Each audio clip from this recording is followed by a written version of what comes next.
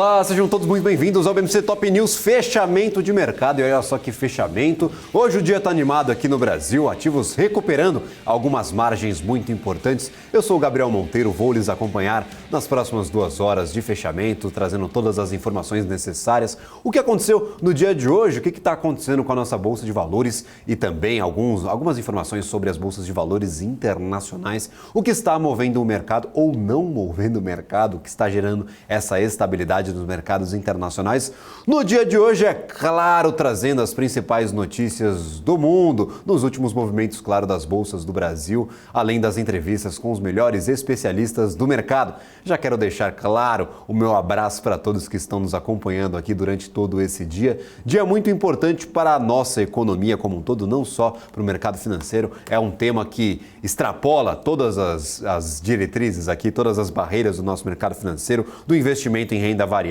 Então, dia importante, dia de muita movimentação, bastante gente participando aqui da BMC News. Então, já peço para você deixar o seu like. Não esqueça de deixar o seu like, por favor. Isso apoia demais o nosso trabalho diário de trazer aqui conteúdo em primeira mão sobre mercado financeiro, economia e negócios. E também já aproveita que está deixando o like, se inscreva no canal da BMC News. Aí você vai ter acesso a todos os conteúdos que nós produzimos por aqui. Lembrando, não temos só a programação ao vivo, temos vídeos exclusivos produzidos diretamente para o YouTube, com uma equipe aqui incrível, incluindo a nossa Marlene Matos, a Renata Nunes e também o Rafael Guará, que produzem esses vídeos mais elaborados que vão direto para o nosso canal do YouTube. E lembrando, data importante para você que está chegando hoje na BMC News, dia 15 de maio estrearemos na TV fechada, então grande data, marquem ali no seu calendário, não percam essa nossa estreia. Acho que vou comprar até um terno novo aqui para estar acompanhado de todos vocês. É sempre um prazer para mim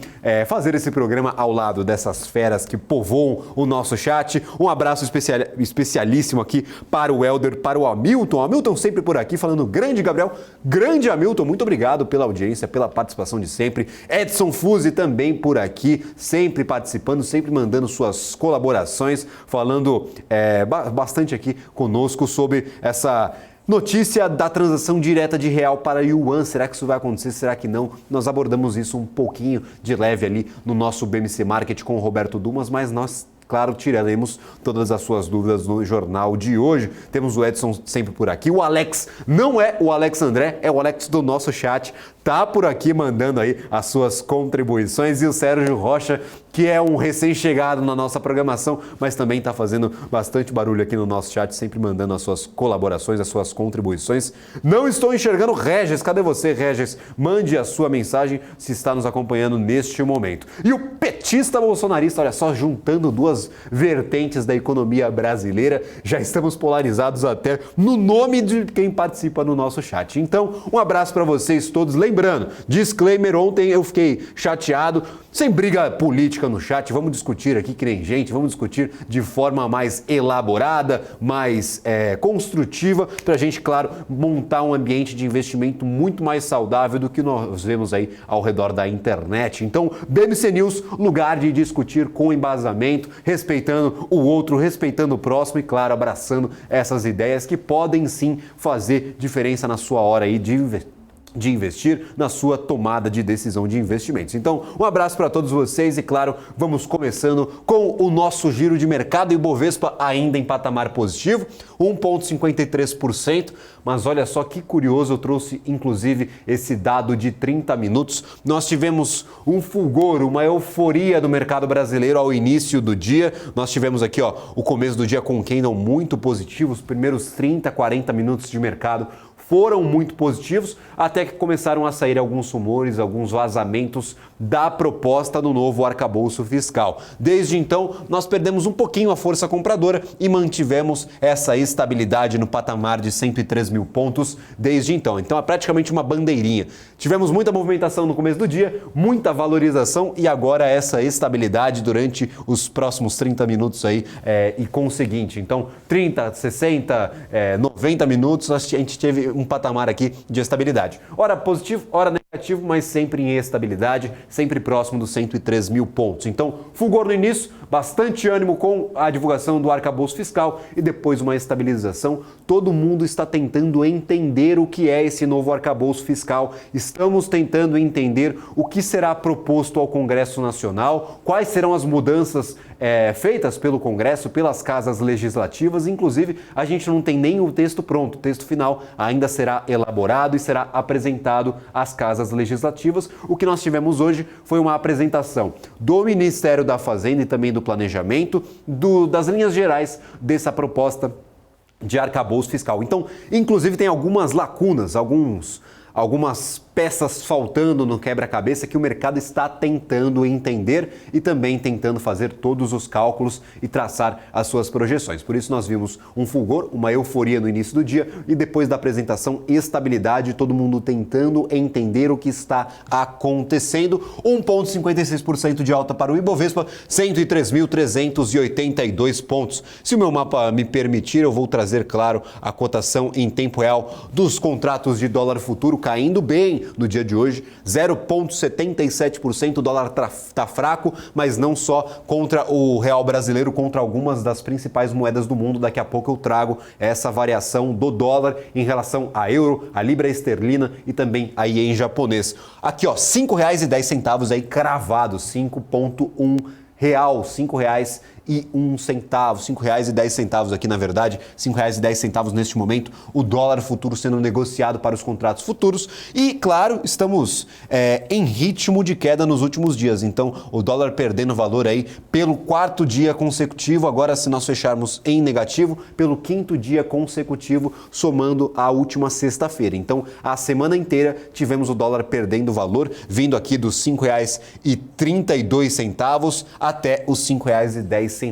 Será que nós chegamos aos R$ 5,00 cravados, redondos? Eu quero a opinião de todos que estão no nosso chat. Será que dá para chegar nesses R$ 5,00? Será que é uma boa oportunidade para comprar dólar? O Helder, eu sei que está sempre buscando aí uma oportunidade para comprar dólar. Não tem essa, dólar é bulls na linguagem de Helder aqui no nosso chat.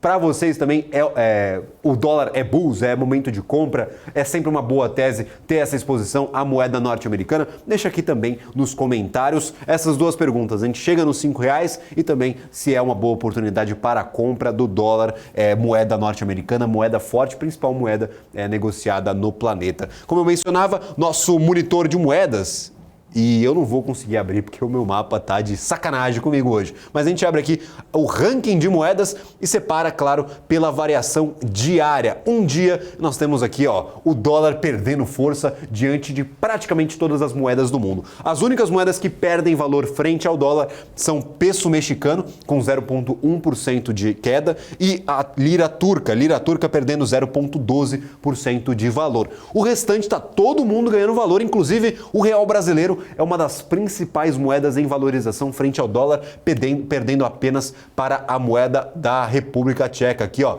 Então, nós temos real brasileiro 0,67% de oscilação positiva, nós temos o euro ganhando 0,54%, temos também o ien japonês 0,13%, o ien japonês é a moeda que mais ganha valor frente ao dólar no mês de março, então a economia japonesa se estabilizando, se distanciando um pouco das bolsas internacionais, está entrando bastante dinheiro por lá e o ien japonês está reagindo a essa oscilação, a essa balança financeira do país. Então, o ien japonês 0,13% de alta e nós temos também, gostaria de destacar, a libra esterlina 0,61% de alta também para a libra esterlina. Então, hoje é dia de oscilação negativa para o dólar em relação a praticamente todas as moedas do mundo, pelo menos as mais relevantes. Então, dólar hoje está fraco, não está legal e para quem está exposto, claro, é um motivo aí de preocupação, claro que não, é uma oscilação diária. Daqui a pouco a gente vê o dólar voltando a 5,30 e continuando esse movimento. Como eu mencionava, se nós puxarmos um pouquinho para trás,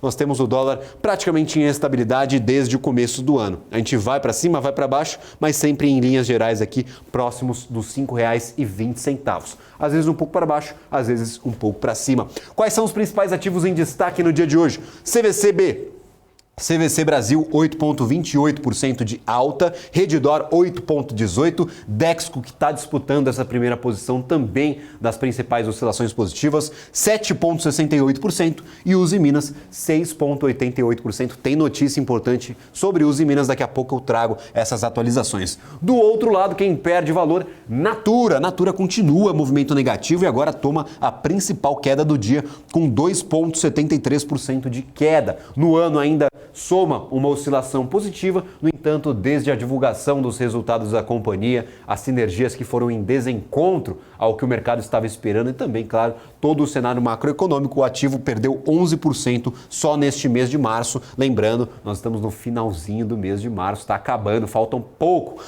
pouco. Minerva também, 2,20% de queda para o ativo, BIF3 está caindo no dia de hoje, SLC Agrícola e aqui para baixo tem algumas oscilações não tão relevantes, mas também a gente vai dar destaque por aqui. Ipera, Melios também em patamar negativo, BB Seguridade, Embraer, Ultrapar, Taesa, Embraer e Cielo. Então temos um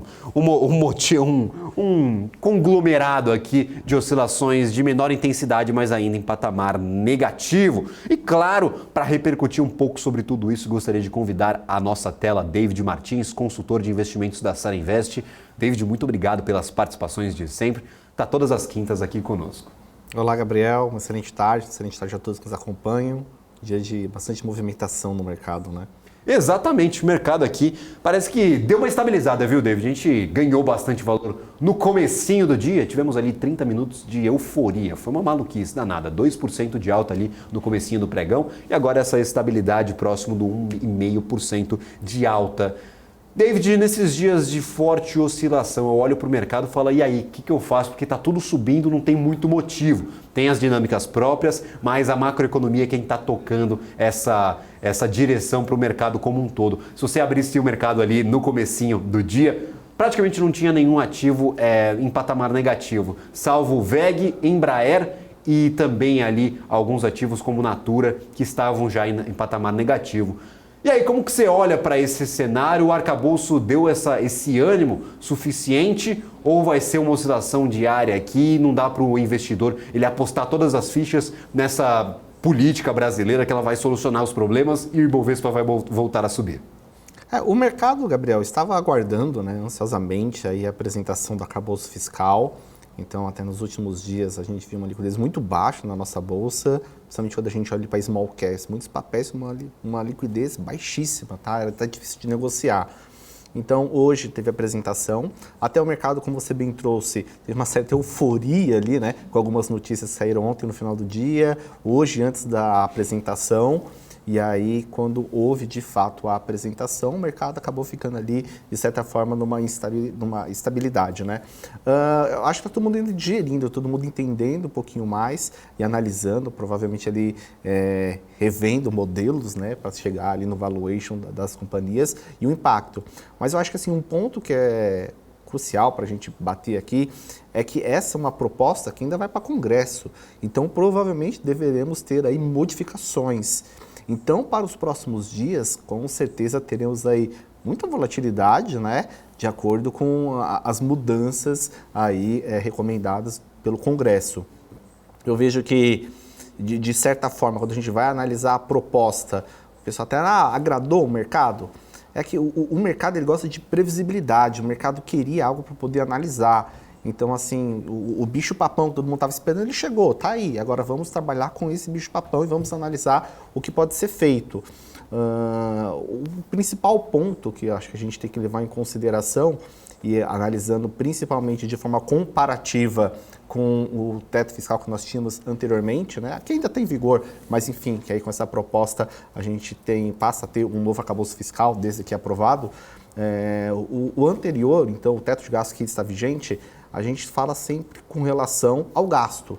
Agora, nessa proposta, a gente já está atrelando também com relação à receita, né? Então, aí acho que é uma mudança significativa, sendo que eu, assim, quando eu vou analisar uma pessoa que está endividada, é importante, claro, que ela tenha um crescimento na sua renda, mas não para aumentar os gastos, e sim para quitar de forma mais veloz as suas dívidas, né?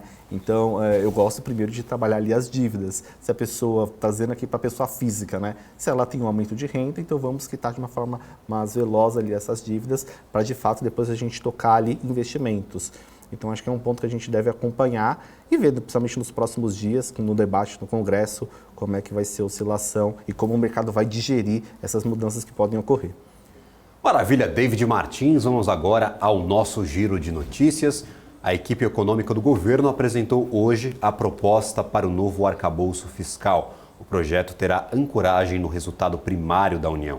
A Fazenda destacou que o novo teto de gastos passará a ter banda com crescimento real da despesa federal entre 0,6% e 2,5% do PIB ao ano. Dessa forma, o governo diz ser um mecanismo anticíclico, isso é, um mecanismo que não absorve as variações dos ciclos econômicos como altas de arrecadação e quedas da economia.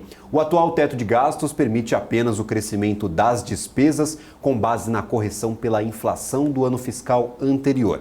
Para estabelecer qual será o crescimento do gasto, isso será feito agora levando em conta o incremento na arrecadação. A alta da despesa será limitada a 70% da variação da receita primária no ano anterior e, quando confrontados os 70% com o limite de 2,5% do PIB, prevalecerão os 2,5%. Segundo a apresentação, os investimentos também terão um piso, mas que ainda não foi estipulado e deve ser apresentado no texto final da proposta. Hoje também tivemos a apresentação do RTI, o relatório trimestral de inflação. Em coletiva de imprensa, o Roberto Campos Neto afirmou que, caso queiram trazer a inflação para dentro da meta ainda em 2023, a taxa Selic necessária para isso teria de ser de 26,5%. No entanto, o presidente do Banco Central revelou que o comitê reconhece que essa taxa seria impossível de ser alcançada. As projeções de curto prazo para a inflação consideram variações de 0,87% em março, 0,63% em abril e 0,28% em maio, terminando em 0,29% para junho. Neste cenário, a inflação acumulada em 12 meses recua de 5,60% em fevereiro para 3,79% em junho. Neste cenário, a inflação retornaria para os parâmetros ao redor da meta estipulada pelo Conselho Monetário Nacional. No entanto, os índices devem voltar a subir no terceiro trimestre, quando será retirada do cálculo a variação negativa do IPCA em igual período de 2022, decorrente das medidas de desoneração tributária. Neste cenário, o índice inflacionário deve voltar a crescer. Segundo apresentado por Campos Neto, a taxa de juros real neutra utilizada nas projeções é de 4% ao ano, no horizonte considerado. A projeção é de taxa de juros real de 7,7% e 7,8% nos dois primeiros trimestres de 2023, respectivamente, passando então a cair a partir do terceiro trimestre, um trimestre depois do que ocorreria no relatório anterior. A taxa de juros real nessa métrica atinge 7% ao final de 2023, 5,6% ao final de 2024 e 4,8% ao final de 2025, acima ainda da taxa real neutra considerada de 4%. Então, essas foram as grandes alterações que foram apresentadas no relatório trimestral de inflação. Chamou a atenção, claro, para essa divergência entre a inflação enxergada até junho e a inflação no segundo semestre, que deve ser impactada principalmente pela base de comparação. Como no ano passado nós tivemos a desoneração dos combustíveis, neste ano com a reoneração, esses valores eles devem comparadamente, claro, aumentar. Então vai levar para cima ainda essa inflação, que vai estar um pouco distante da meta que já vai ter sido atingida ali em junho, mas vai voltar a crescer a inflação a partir deste momento. Então é bem complicada essa conta, esse cálculo, mas acho que o Roberto Campos Neto deixou bem claro ali no seu posicionamento, na sua coletiva de imprensa. Inclusive, ele disse que é uma das preocupações facilitar as explicações sobre a política monetária. Então a gente deve ver cada vez mais comunicados a mercado e atas da reunião do Comitê de Política Monetária, facilitando esse entendimento. Segundo ele, falta clareza na explicação, claro, dessa política monetária, e isso facilitaria o ambiente e também a relação com o Executivo Nacional.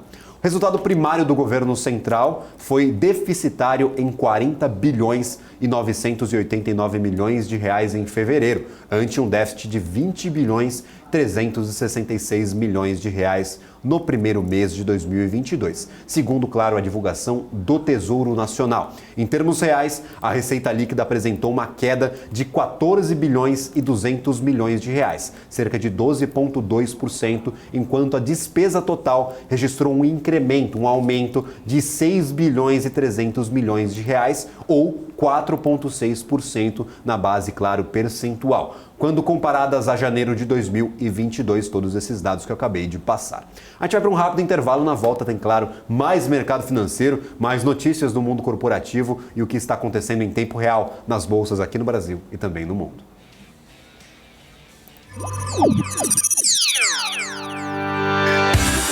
Somos pioneiros na oferta de derivativos de balcão, com mais de 20 anos de know-how e uma vasta experiência de atendimento de clientes em mais de 140 países. Temos o orgulho de oferecer uma infraestrutura de negociação de última geração para que os nossos clientes tenham a melhor experiência de negociação possível.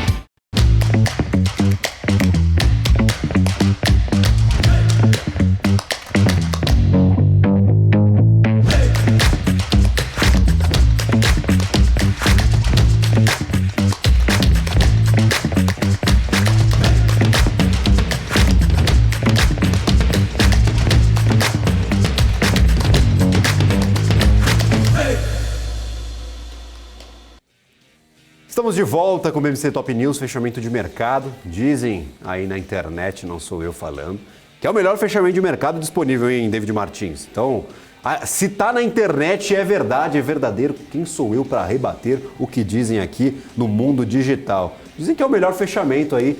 Eu não sei quais outros existem, porque eu uso pouco a internet, mas gostei do elogio que eu vi esses dias. E eu concordo. Eu concordo. Sempre muitos profissionais aqui participando, muitos convidados, né, que a gente faz a entrevista, profissionais do mercado, profissionais que estão dia a dia ali atuando de fato. A gente brinca aqui com estudo game, né? Eu tô aqui. Então é importante para trazer. Eu tô aqui, Renata, muito linda. Não de forma somente acadêmica, e sim de forma prática do dia a dia. Então, acho bem interessante e é extremamente importante porque a gente está num país que a gente sabe que, infelizmente, tem aí ainda um déficit gigantesco com relação à educação financeira. Então, é extremamente importante esse trabalho que nós fazemos e fico muito feliz que as pessoas aí estão gostando, estão acompanhando. E dia 15 de maio estamos na TV. 15 de maio na TV, que passa, hein, David Martins? Eu quero saber de todos que estão no nosso chat, quem vai acompanhar a BMC News na TV fechada, quero saber. Tem gente perguntando quais canais estaremos disponíveis. Algumas informações a gente já pode revelar, algumas não. Então, me reservo aqui o direito do silêncio em relação aos canais que estaremos disponíveis. No entanto, teremos o canal da BMC News. Não é que vai ter um programa BMC News em outro canal já existente. Vai ter a BMC News na TV fechada. A gente não pode falar o número ainda, nem as operadoras, mas claro que assim que nós pudermos eu trago aqui para vocês. É sempre um prazer compartilhar essa evolução, essas informações com você que nos acompanha. Lembrando, quer ajudar a gente a crescer, se inscreve e deixa o seu like, por favor. A gente tem um carinho enorme por todo mundo que nos acompanha, mas tem que deixar o like também, porque a gente faz isso aqui de graça, ninguém paga nada para assistir a BMC News, a gente só cobra o like, eu só quero um likezinho, então deixa esse like para a gente ficar bem feliz aí com o resultado do mês. com essas metas batidas. Nós já batemos bastante meta, então 476 mil inscritos neste momento. A meta é 500, hein? Queremos ser o maior canal de mercado financeiro em número de inscritos, porque em número de visualizações nós já somos, mas claro, queremos completar essa dualidade, inscritos, visualização e, claro, o melhor chat, o melhor público do Brasil que acompanha o mercado financeiro. Deixa o seu like, por favor. Tem uma maldição que rola aí na internet, mas daqui a pouco eu falo mais sobre ela. Voltamos ao Ibovespa. Ibovespa em 30 minutos, 0,69% de oscilação positiva, apertando um pouquinho o passo aqui nesse finalzinho de dia, mas ainda em movimento de estabilidade, de lateralização. Não tem jogo, não tem jeito, vai ficar assim, será até o final do mercado. Nós temos pouco menos, na verdade, de 30 minutos até o encerramento das negociações aqui para o mercado brasileiro. Eu acho, opinião de Gabriel, eu posso quebrar a cara nos próximos 30 minutos, que a gente não vai sair dessa mesmo, a gente fecha até um pouquinho abaixo aqui no 1,5%. Mas claro, tirei isso da minha cabeça, achismo completo, quero esse exercício também no nosso chat, quanto que a gente vai fechar o Ibovespa. Acho que a gente não vai sair muito dessa métrica, só se alguma grande notícia ou alguma grande mudança acontecer aqui para a nossa política ou economia brasileira. Como eu mencionava, principais ativos Redditor, CVC e Dexco do lado positivo, do lado negativo, Natura, BIF e SLC Agrícola. Nós temos também alguns noticiários, algumas notícias sobre o mundo corporativo. Nós tivemos uma mudança fundamental, mais um aceno aos investidores do que algo que vai impactar nos balanços da companhia, mas para a Americanas, que vai propor aos acionistas um pagamento de 41.400.000 reais aos seus conselheiros e diretores no próximo ano fiscal, o que significaria, claro, uma queda de 24% sobre o montante do ano passado, do ano anterior, que foi de 54.700.000 reais. Na Assembleia, a Americanas também vai propor a recondução dos 8 membros atuais que compõem o Conselho de Administração, incluindo o acionista de referência Carlos Alberto Sicupira. Então, nós temos essa mudança, ela será debatida na Assembleia Geral e vai ser, claro, votada e aprovada pelos acionistas, mais uma redução na remuneração de 24%. Movimento contrário do que nós vimos, claro, na Eletrobras. Lembra? 708% de aumento na remuneração aos conselheiros e diretores. Então, quanto a Eletrobras se desestatizou, se privatizou e agora aumenta a remuneração dos seus diretores e conselheiros, a Americanas, que está passando por um péssimo momento desde o começo do ano, vai reduzir essa remuneração em 24%. Não sei se vai fazer muito peso para os 40 bilhões de dívida, mas é um aceno importante aos investidores que estão acompanhando a companhia, uma literação legal aqui, mas acompanhando a empresa nesse processo de recuperação judicial. Inclusive o plano já foi apresentado, deve sofrer ainda algumas mudanças, deve ser votado pelos credores, mas a companhia ainda nesse processo de recuperação, de proteção das suas contas pela justiça e, claro, de reestabilização, reestruturação da sua imagem no mercado financeiro. Lembrando, você não está vendo Americanas por aqui, né? A Mer3 não faz mais parte do nosso índice Ibovespa, do nosso principal índice acionário, que é tomado, claro, como uma referência para a Bolsa de Valores como um todo. A Americanas foi retirada de todos os índices que ela acompanha até o começo deste ano. Então não tem mais nenhum índice. Se você abrir Small Cap, se você abrir índice de varejo, você não vai achar Americanas em lugar nenhum.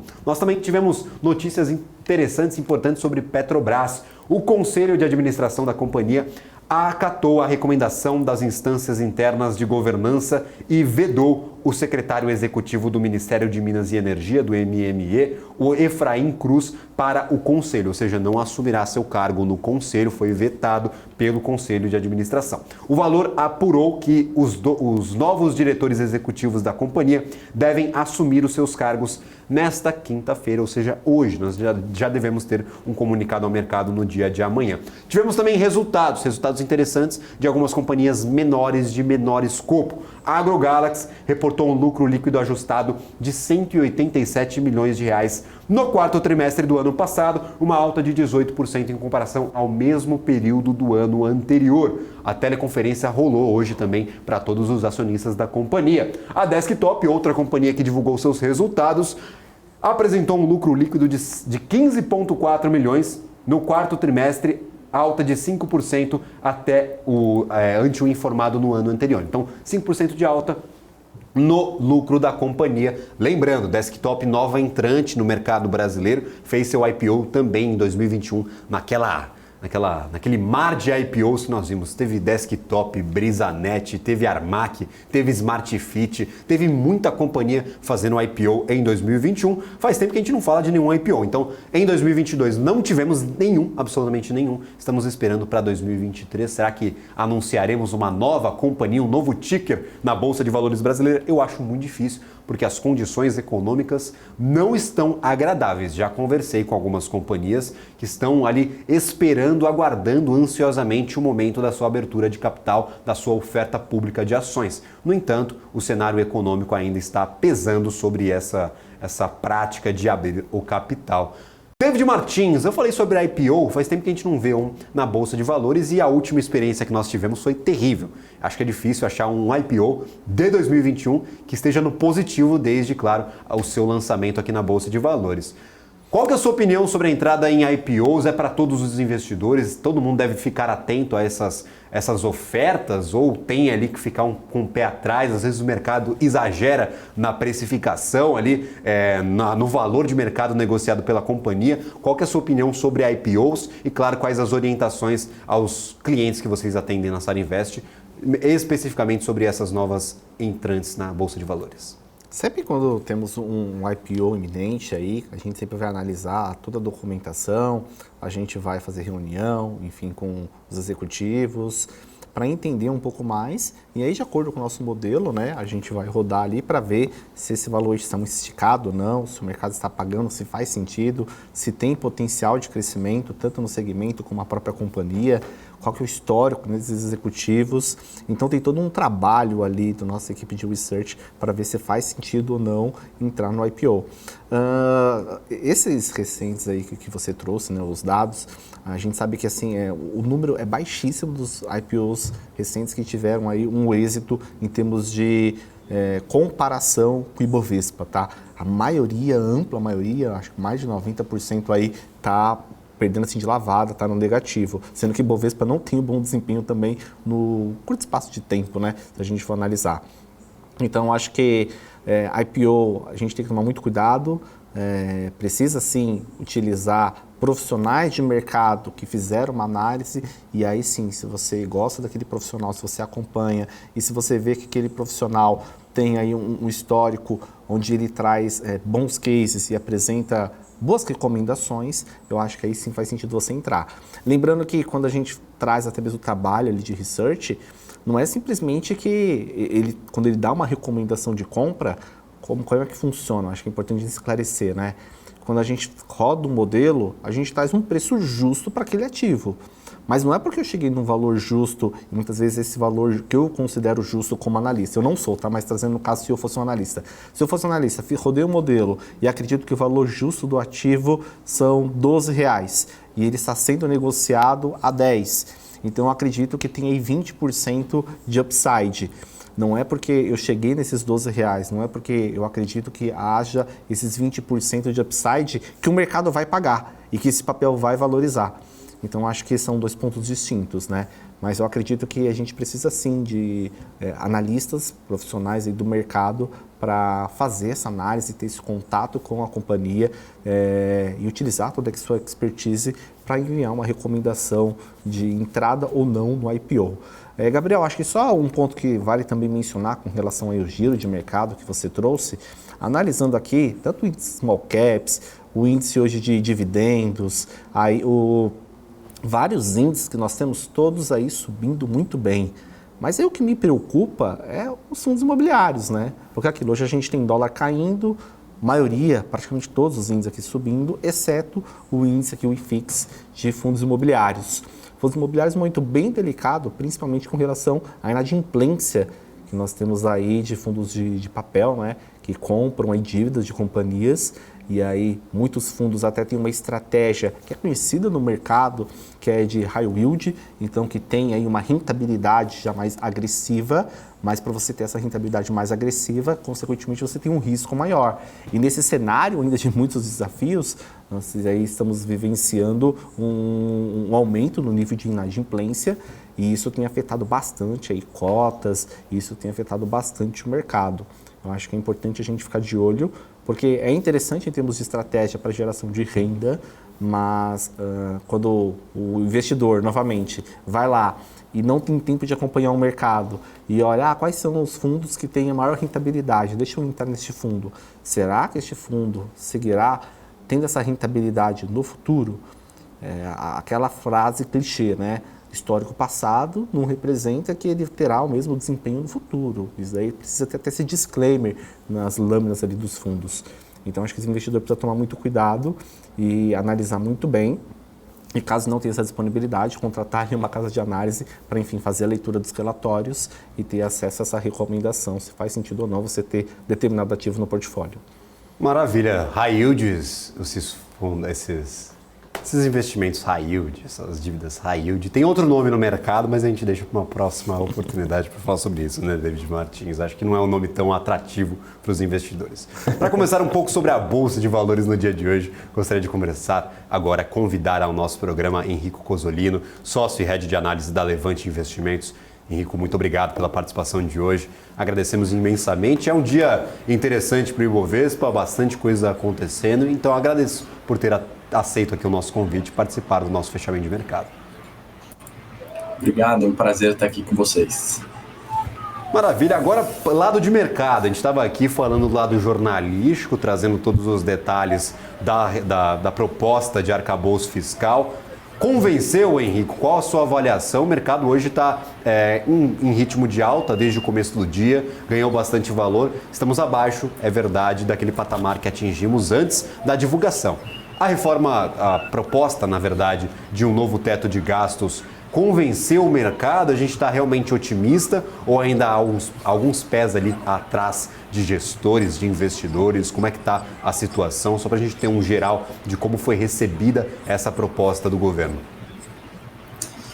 Bom, fechado. Eu acho que agora começam, né, as verdadeiras discussões ali, né, que até a Páscoa vai estar na discussão do Congresso. Tem pontos ali, né, que de alguma forma acho que deixa o mercado otimista, mais no destravamento, né, conhecendo ali as regras do jogo. Eu acho que vem o texto inicialmente muito mais flexível, né, do que o que a gente tinha aqui, o teto de gastos, né. Eu sempre comentei sobre a revisão do teto de gastos, né, de uma forma ordenada, né, em algum momento isso precisaria se dar, né, então isso veio, né, colocado pelo Temer e, obviamente, num momento extremamente necessário. Né? É evidente que não se poderia crescer PIB, né, ou estimar uma recuperação econômica com o teto de gastos implementado. Mas também, né, o contraponto que eu acho que o mercado ainda não fez no dia de hoje é justamente quanto a flexibilidade, né, a possibilidade de você, enfim, gastar ali mais, né, algo que no novo governo, né, é esperado, esses incentivos, né, a própria crítica ali, né, do executivo à taxa de juros é algo que, assim, deve ser muito bem conduzida, né, e obviamente que se tem ali realmente um bom senso no uso dessas novas regras, né, que são muito mais flexíveis, de novo, né, que o teto de gastos. Maravilha, exatamente o que a gente tem. Abri no meu mapa a divisão do Ibovespa pelos setores. Os principais setores em destaque aqui são consumo cíclico e também materiais básicos, bastante companhia de construção, muitas companhias de commodities, principalmente as metálicas, aqui disponíveis e se destacando no nosso Ibovespa no dia de hoje. Tem Vale, tem Braskem, que é petroquímica, também está relacionada ali a uma notícia da semana passada de um investimento da Petrobras. Tem Gerdau, tem bastante coisa aqui voltada mais a esse segmento. E construção também se destacando. Será que agora nós teremos um cenário um pouco mais amigável. Até gostaria de saber da sua interpretação. Nós tivemos a curva de juros dando uma leve arrefecida no dia de hoje, inclusive o relatório trimestral de inflação sendo divulgado pelo Banco Central, ali na figura de Roberto Campos Neto. Já dá para apostar nesses ativos que são mais relacionados à inflação, mais sensíveis à inflação? Qual que é o pé atrás que nós temos de ter com esses ativos pela insegurança e ser relacionada à inflação? Segundo o Roberto Campos Neto, a gente deve desacelerar a inflação até junho e depois voltar a crescer por conta do comparativo da base anual com, claro, aquela desoneração dos combustíveis do ano passado. Ativos sensíveis à inflação. Muita gente está esperando um momento certo para comprar, para adquirir. Varejo, tem construção também no meio do caminho ali pelos custos de construção. Qual que é o momento certo? A gente já está nesse momento ou tem que tomar cuidado com a inflação porque ainda não está controlada no Brasil? Qual a sua avaliação sobre isso? Bom, tomara que o Campos Neto esteja certo ali, né? Tomara também que o Lula esteja certo, né? Que a gente não precise de juros altos definitivamente, né? Juro alto reflete no aperto econômico, como você bem comentou aí, né? Especialmente construção civil, varejo, né? Ações de growth também, né? Sofreram bastante desde 2021, na realidade, né? 2022 evidente, porque aquele resultado esperado, né, que vai dar certo lá na frente com a empresa precisando de caixa, num cenário de juros subindo, obviamente nem todas as empresas vão conseguir atender as dívidas, né? Claro que estamos falando ali no micro, né? Quando a gente olha o macro, né, eu sou bastante cético e cauteloso ainda, né, quanto a posicionamentos muito definidos, né, ou parte relevante em carteiras ali para comprar nessas ações de tecnologia, varejo, construção civil, porque estão baratas, né, por fundamento, sim, mas a gente não poderia ou não deveria, né, subestimar o cenário de inflação elevada, né, no meio dessa definição, né, do novo arcabouço fiscal, no meio de uma reoneração dos combustíveis que aconteceu, né, ou seja, não mais subsídios, aumentando o preço de gasolina, né, de diesel, etc. E também, né, se a gente ainda vai olhar que falta a definição, né, de revisão tarifária, por exemplo, no setor elétrico, a gente não pode afirmar categoricamente, né, e aí eu acho que é um grande erro do mercado, e a gente viu muito disso nesse ano, né, estimar que adivinharam o fim da subida de juros, né, que chegou ali num topo e esses juros tende a arrefecer, né, que esperavam uma ata talvez do Campos Neto mais dovish, né, mais suave quanto a juros e não veio, né, então eu acho que fazer um posicionamento direcional, né, em carteiras de longo prazo, colocar um percentual elevado, né, de um portfólio nesses setores que você comentou, eu acho ainda muito arriscado e prematuro, né, eu sou dos mais conservadores e prefiro muitas vezes pagar mais caro em um cenário de mais certezas, né? E eu acho que falta um pouco às vezes de humildade do mercado, né, em assumir o tamanho da incerteza, né, e ficar estimando, né, e a gente vê aquele fluxo que migra, as ações do varejo sobem e depois eles saem, né, isso numa visão de longo prazo. Numa visão de curto prazo, ótimo, né, no curto prazo você quer a volatilidade, né, você quer operar essas diferenças de preço, né, essas expectativas, e aí ótimo, são acho que duas formas distintas de enxergar o setor, né, eu acho que existem oportunidades nas indefinições também, né, nas clarezas absolutas você não tem muito para ganhar, né, os preços justos, né, eu estava assistindo o programa um pouco antes, né, vocês comentaram, muitas vezes o preço justo daquela ação vai estar refletida, né, ao valor de tela, né, então esse é um cenário de certeza absoluta, né, então você não tem muito para ganhar num cenário de certeza, então só separaria dessas duas formas, né, carteira de longo prazo, acho que ainda não chegou o momento, acho que é ser muito otimista imaginar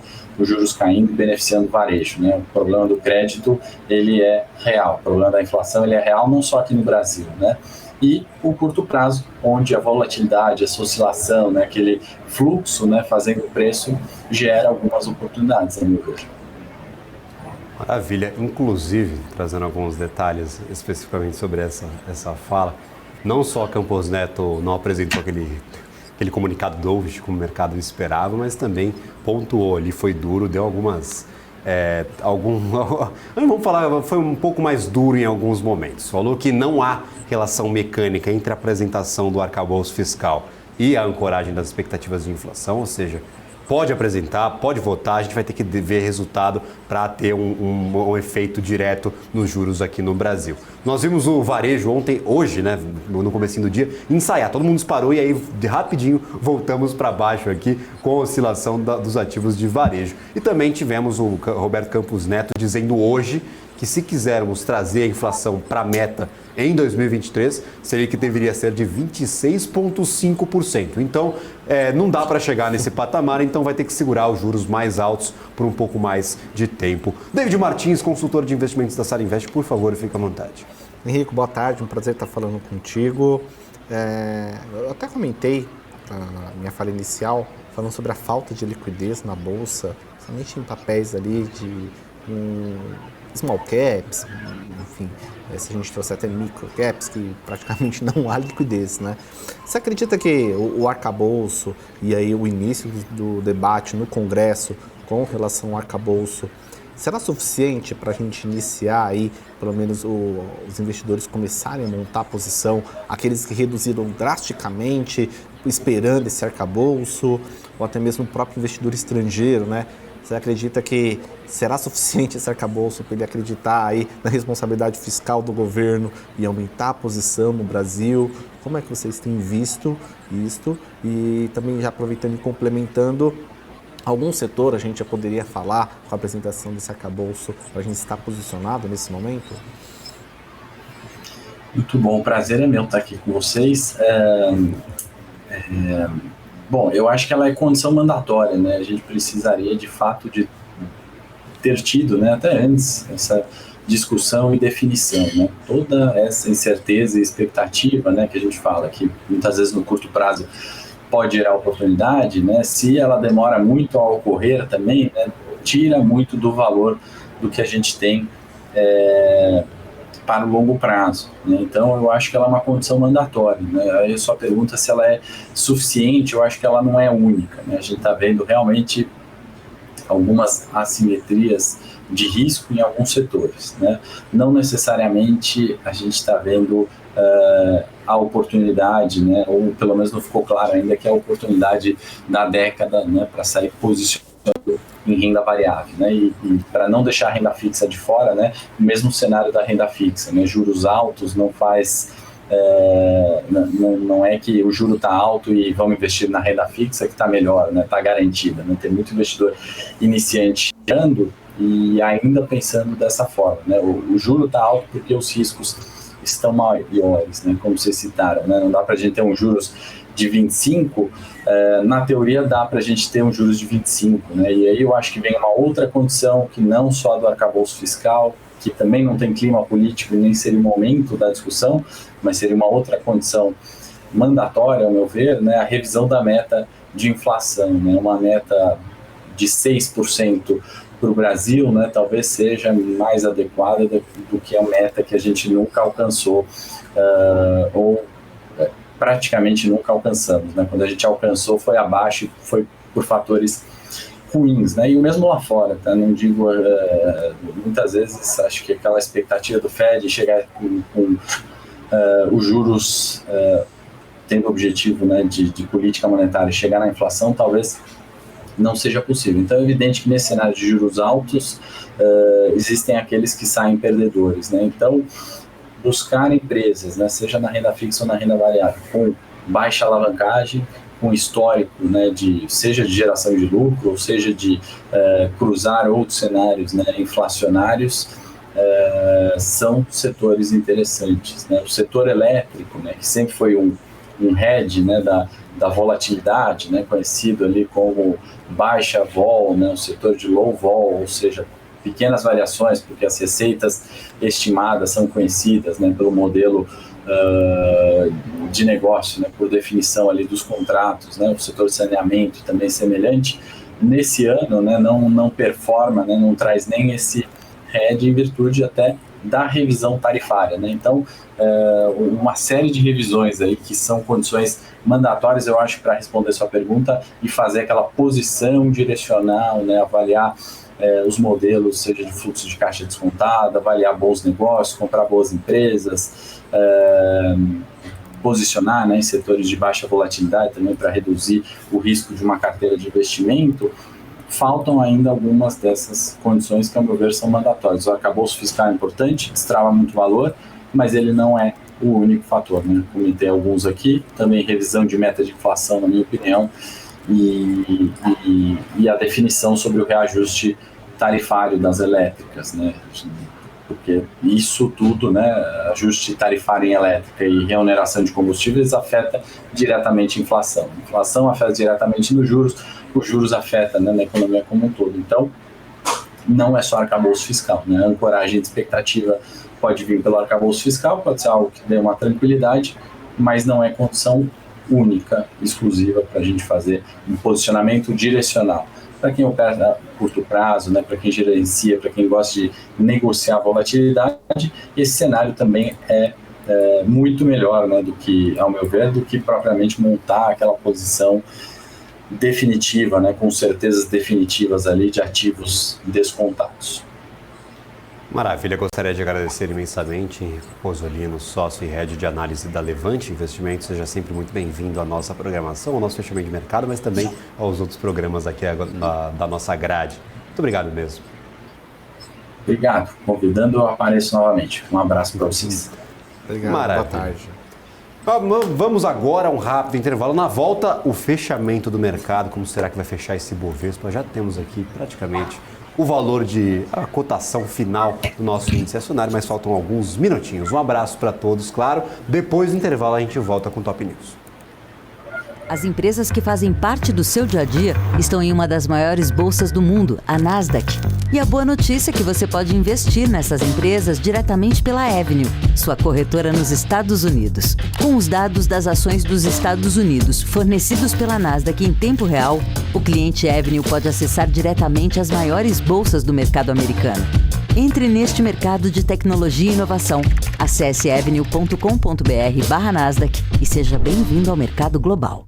Você está cansado da mesmice? Negociando em plataformas com ferramentas desatualizadas? Falta variedade e funcionalidade? Aproveite nossa grande seleção de ferramentas de trade. Baixas taxas de negociação, suporte em português 24 horas por dia, com mais de 200 criptomoedas disponíveis para trade e a facilidade de depósitos com Pix. Aproveite o futuro agora. Bybit. Abra sua conta hoje mesmo. Bybit.com.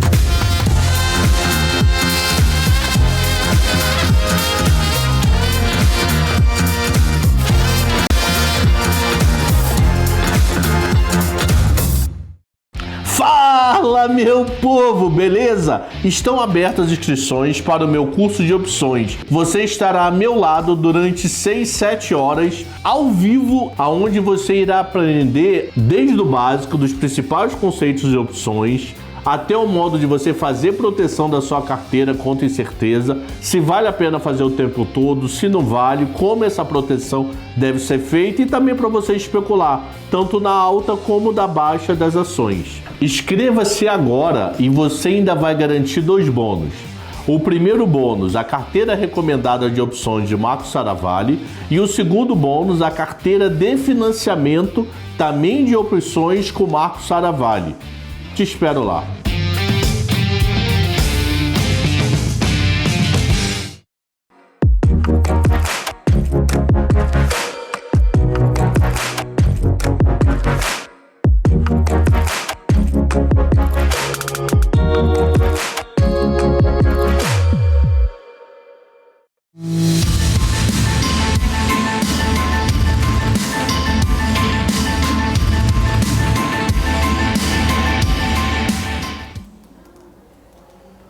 Estamos de volta com o Top News, fechamento de mercado aqui na BMC News e claro, você tem aqui todas as informações necessárias para tomar a sua decisão de investimentos. Fechamento de mercado, como fechamos com o nosso Ibovespa, eu tinha apostado no 1,5% de alta, mas claro, o Ibovespa quebrou a minha cara. Ainda bem, fechamos acima, 1,81% de alta para o Ibovespa. Nós tivemos um leve fulgor aqui no finalzinho do mercado, ganhando um pouquinho de valor, 103.631 pontos. Nós chegamos aos 104 mil no começo do dia, mas depois da apresentação do arcabouço fiscal, nós perdemos um pouquinho da força, mas ainda, claro, com uma oscilação positiva bem interessante, 1,81% de alta para o nosso principal índice acionário, 103.631 pontos. Dólar futuro, 0,76% de queda, R$ 5,10 cravados. Será que a gente chega nos R$ 5 ainda nesta semana? Eu acho difícil.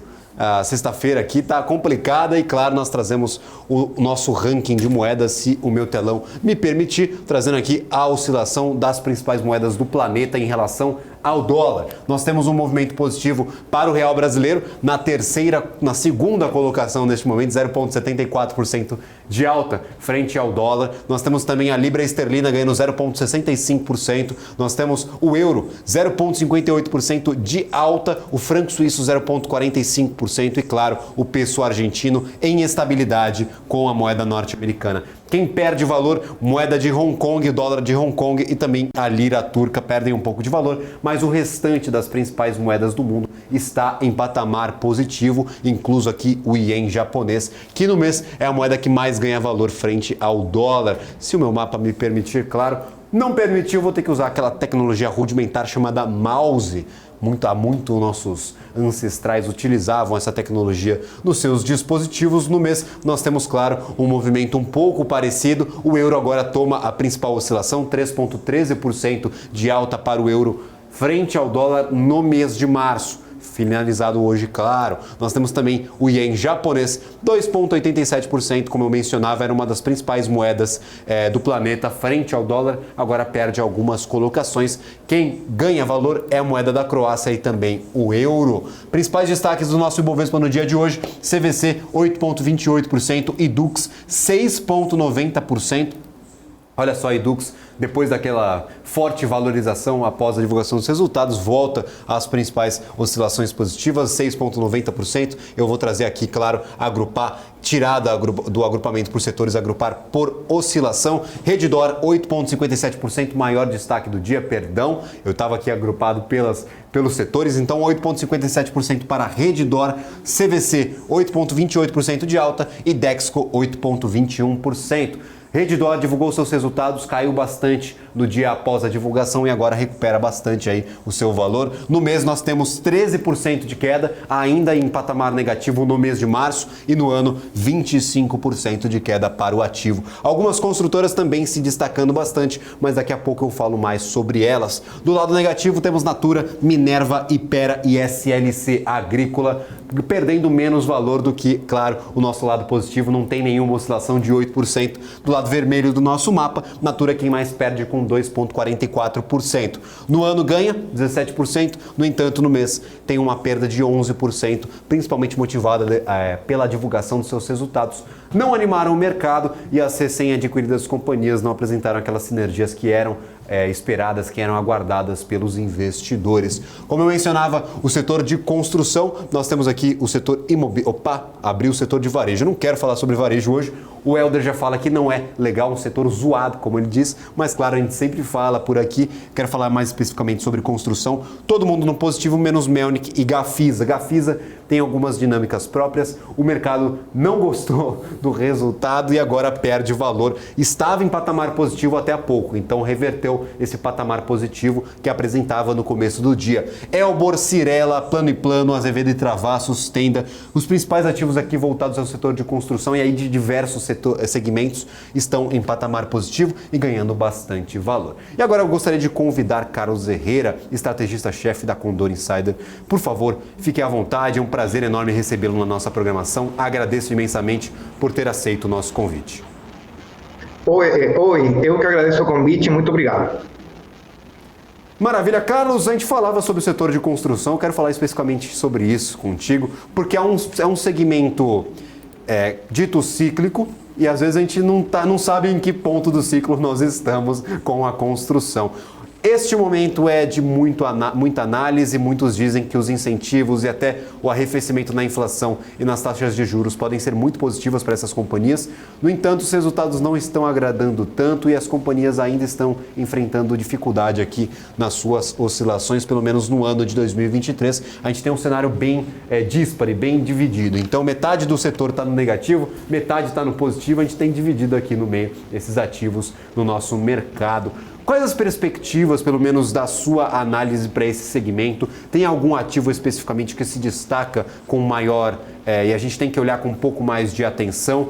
Como que você está olhando para esse setor de construção? É uma oportunidade ou ainda há muitas questões a serem respondidas para que a gente invista efetivamente no setor de construção? Eu acho que o setor é uma oportunidade, só que você tem que caminhar ou entrar nele com muito cuidado, porque cada empresa tem uma história diferente. Então, eu acho que por isso que você está vendo na tela que tem umas no vermelho, outras no verde, porque cada empresa está num ciclo diferente. Por exemplo, teve muitas que fizeram IPO na última safra aí, de 2020 até 2021, e elas... dependendo, cada uma tem uma história diferente. Tem algumas que estão consumindo muito caixa, que lançaram muito mais do que nunca tinham lançado na história delas. Então, tem empresa que passou de caixa líquido para estar super endividada no setor. Então, eu acho que, nesse sentido, cada empresa está numa dinâmica diferente e é um setor que está sobre... que tem um excesso de companhias na bolsa. Você tem um monte de teses de média renda, de alta, tem algumas empresas que estão fora do eixo sudeste e sul. Então, eu acho que você tem que ir e analisar não só o segmento, mas dentro de cada segmento a dinâmica específica de cada empresa. E também tem alguns probleminhas ou algumas diferenças grandes no que se refere à governança, como é o caso da Gafisa aí, que tem resultados muito fracos, mas tem um problema grave de governança. Maravilha, inclusive eu tenho separado aqui Gafisa, se eu conseguir colocar no meu mapa, que é um movimento bem curioso. Nós tivemos ao final do ano passado, em alguns pregões, pouquíssimos pregões, essa oscilação muito significativa. Chegamos aqui a quase 400% de valorização. Depois perdemos quase todo esse valor com esses imbrólios judiciais. Nós sabemos que tem algumas teorias que olham mais para o valor da companhia do que para o seu momento. Gafisa é uma dessas companhias a se olhar mais para as operações. Tem algo positivo para nós tirarmos de Gafisa? Porque o mercado precificou muito para cima aqui. Nós tivemos, claro, a entrada de grandes controladores, de grandes investidores no papel de Gafisa, e isso meio que mexeu aqui com a estrutura ordinária do mercado. No entanto, a companhia, fora esse imbróglio judicial, ela tem uma boa perspectiva, ou a Gafisa está apresentando resultados ruins, não vem apresentando crescimento, e com essa etapa do imbróglio judicial fica um ativo para se afastar, para deixar longe da carteira. Eu gostaria de saber, claro, especificamente sobre Gafisa, porque nós tivemos um movimento muito curioso, uma boa oscilação positiva, quase 400%, depois uma queda gradual até perder quase todo o valor obtido aí nesse interim, nesse começo de ano, Carlos. Olha, essa alta que o papel teve no final do ano passado se deveu a como que estava o mercado nessa época, tá? Nas últimas semanas do ano, normalmente você tem uma baixa na liquidez, e esse ano isso foi até mais forte e foi mais pronunciado nas empresas que são menos líquidas. Então, houve todo um assunto entre especulações, boatos de brigas judiciais e tudo isso, e também um aumento de capital que foi feito na época, que foi uma mistura entre especulações, baixa liquidez, que fizeram com que o papel terminasse explodindo, e também um short squeeze. O papel era muito shorteado porque tem resultados, é uma empresa que vem arrastando resultados péssimos faz anos, tá? e são anos, eu diria que nos últimos 10 anos, a empresa nunca degringolou, tá? Nunca decolou, e ela continua desse jeito, e você não sabe como que ela vai continuar evoluindo. É uma empresa extremamente encrencada, com um turnover muito alto, CEO, CFO, eles vão trocando a cada certo tempo. Então, é uma empresa que não tem uma boa estratégia, que não se comunica bem com o mercado, você não tem acesso eles não têm um programa de relações com os investidores, que você consiga entender para frente o que a empresa está planejando fazer, até porque tem esse turnover muito alto. Então, pelos resultados que a empresa tem e pela conjuntura de bolsa, que faz com que você tenha que ser mais exigente, por exemplo, nesse momento tem empresas que são boas pagadoras de dividendo, que estão te oferecendo uma TIR, uma taxa interna de retorno de uns 30%, 25% ou 30%.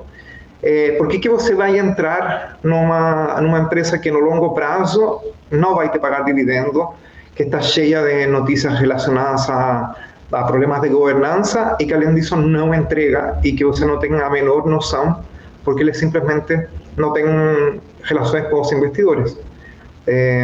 Então, me parece que é um papel especulativo mesmo, e a pessoa que estiver se posicionando aí tem que ser ciente disso. O papel pode subir 100%, como pode cair 90%, dado que não tem fundamento. Você mencionava, tem ali algumas dinâmicas aqui de São Paulo, especificamente, do Sudoeste. É um ativo que foi beneficiado nos últimos dias por um plano da Prefeitura de São Paulo, plano Pode Entrar, que é o caso da MRV, uma das principais ali beneficiadas com esse plano, e as várias etapas que ele deve seguir a partir deste momento. O ativo ele reagiu de forma positiva em um primeiro momento, mas aí foi perdendo valor aos poucos. É o cenário que está pesando sobre a MRV. Esse programa Pode Entrar, esse programa habitacional do município de São Paulo, ele tem bastante potencial para gerar valor para a companhia? Ou foi um fulgor, uma euforia ali imediata e a gente tem que analisar ainda com calma se serão realizadas, em que tempo serão realizadas essas unidades, a que preço, a que custo? A gente tem que deglutir com calma essas informações. Especificamente para a MRV, pode ser um fator muito positivo ou ainda há muitas questões a serem resolvidas para a companhia, que é um dos ativos que está perdendo valor no ano de 2023? Olha, no caso específico da MRV, no setor inteiro de Minha Casa Minha Vida, que opera em São Paulo, a notícia foi muito boa, tá? É inegável isso, que foi uma notícia bem legal. O problema é que a MRV, sendo uma empresa grande, ela está hoje num problema de alavancagem muito alta.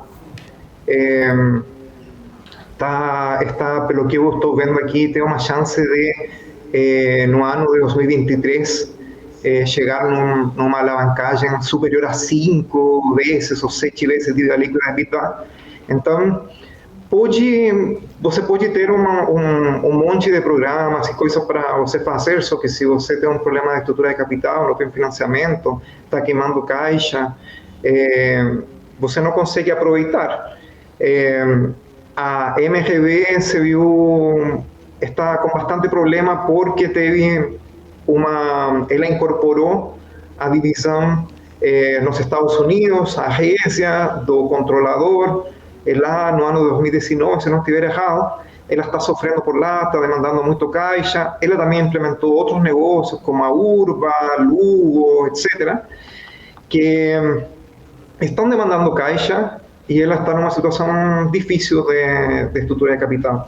Então, pensando nisso, é que a notícia pode ser boa, só que para você entrar em algum segmento, você precisa de uma estrutura de capital que te acompanhe e que te sustente. Aí, nesse caso, eu acho que a notícia foi muito mais positiva para a Plano & Plano, tá? Que é uma empresa que é pouquíssimo acompanhada no mercado e que tem uma estrutura de capital super sólida e com menos de uma vez dívida líquida EBITDA. Então, esse plano, ela pegou muito mais do que deveria ter pego pelo tamanho, e também ela tem um balanço para entrar de cheio no programa, tá? Então, eu acho que é muito mais importante no caso da Plano e Plano do que na MRV. Tá. Maravilha, até trouxe o nosso mapa aqui, oscilação mensal, trouxe aqui a oscilação mensal no Profit Pro da Nelogica. Plano e Plano, o ativo que mais se destaca no mês para o setor imobiliário, 33,71%, Tecnisa 17%, MRV 16,44%, como eu mencionava, esse bom momento no começo do mês, depois das divulgações dos planos habitacionais. Plano e Plano, MRV, Elbor também aparece por aqui, 5,56%, mesmo depois de uma reação muito negativa após a divulgação dos resultados. Nós tivemos os resultados de Elbor divulgados, se eu não me engano, na terça-feira. Ontem caiu bastante o ativo. Então, Elbor, depois da divulgação, perdeu um pouco da força. Tenda direcional e Cury. A Cury também era de baixa renda, virou média renda alta, aí agora tenta voltar, mas não vai entrar nas faixas do plano do Minha Casa Minha Vida. A gente já conversou com a companhia, já trouxemos os executivos aqui na BMC News e nós falamos um pouco sobre essa estratégia de tentar se beneficiar do programa das faixas ali 3, 4, que é onde a companhia hoje consegue atuar. Então, se você quer saber um pouco mais sobre Cury especificamente, volta no BMC Business, só procurar no nosso canal do YouTube. E Plano, como você bem mencionava, Carlos, uma das melhores companhias mais beneficiadas, mais beneficiadas pelos planos habitacionais, principalmente esse aqui de São Paulo, 33,71%. Para a gente encerrar a nossa conversa no dia de hoje e para ter uma dinâmica aqui, uma noção de como o senhor está enxergando esse setor imobiliário. 2 ativos, um para quem está nos acompanhando ficar de olho e um para se afastar, ele é algum segmento ou ativo para ter um pouco mais de cuidado. Não indicação de investimento, só, claro, para despertar essa curiosidade de quem está nos assistindo, para olhar com um pouco mais de atenção.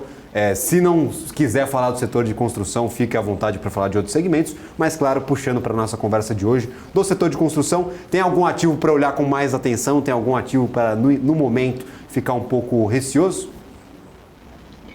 Tem vários ativos que dá para ficar de olho, por exemplo, mas ainda não estão no preço, segundo a minha análise, mas são para ficar de olho. Tem uma Lavi, que é uma empresa de mais média e alta renda aqui em São Paulo, que tem uma boa estrutura de capital. Tem a EasyTech também, que tem alguns outros negócios em que ela está investindo, como a Easy Inc. E uma empresa de Minha Casa Minha Vida, que é a Fitch. Então, são interessantes aí de ficar de olho. E também tem outras que são correlatas ao setor, ou seja, que estão como na segunda derivada. Não que são de construção civil, mas elas servem ao setor e na segunda fase. Que seriam, por exemplo, empresas como a Portobello, tá? Que tem se desempenhado muito mal, mas quando eu faço aqui uma análise, ela hoje, no preço atual, está entregando uma TIR na casa dos 30% e está se expandindo para os Estados Unidos. Então, é uma empresa que tem pouca liquidez, que o mercado não enxerga muito, não olha muito, que depende do setor de construção civil, só que tem algumas dinâmicas que permitem que ela possa se descolar.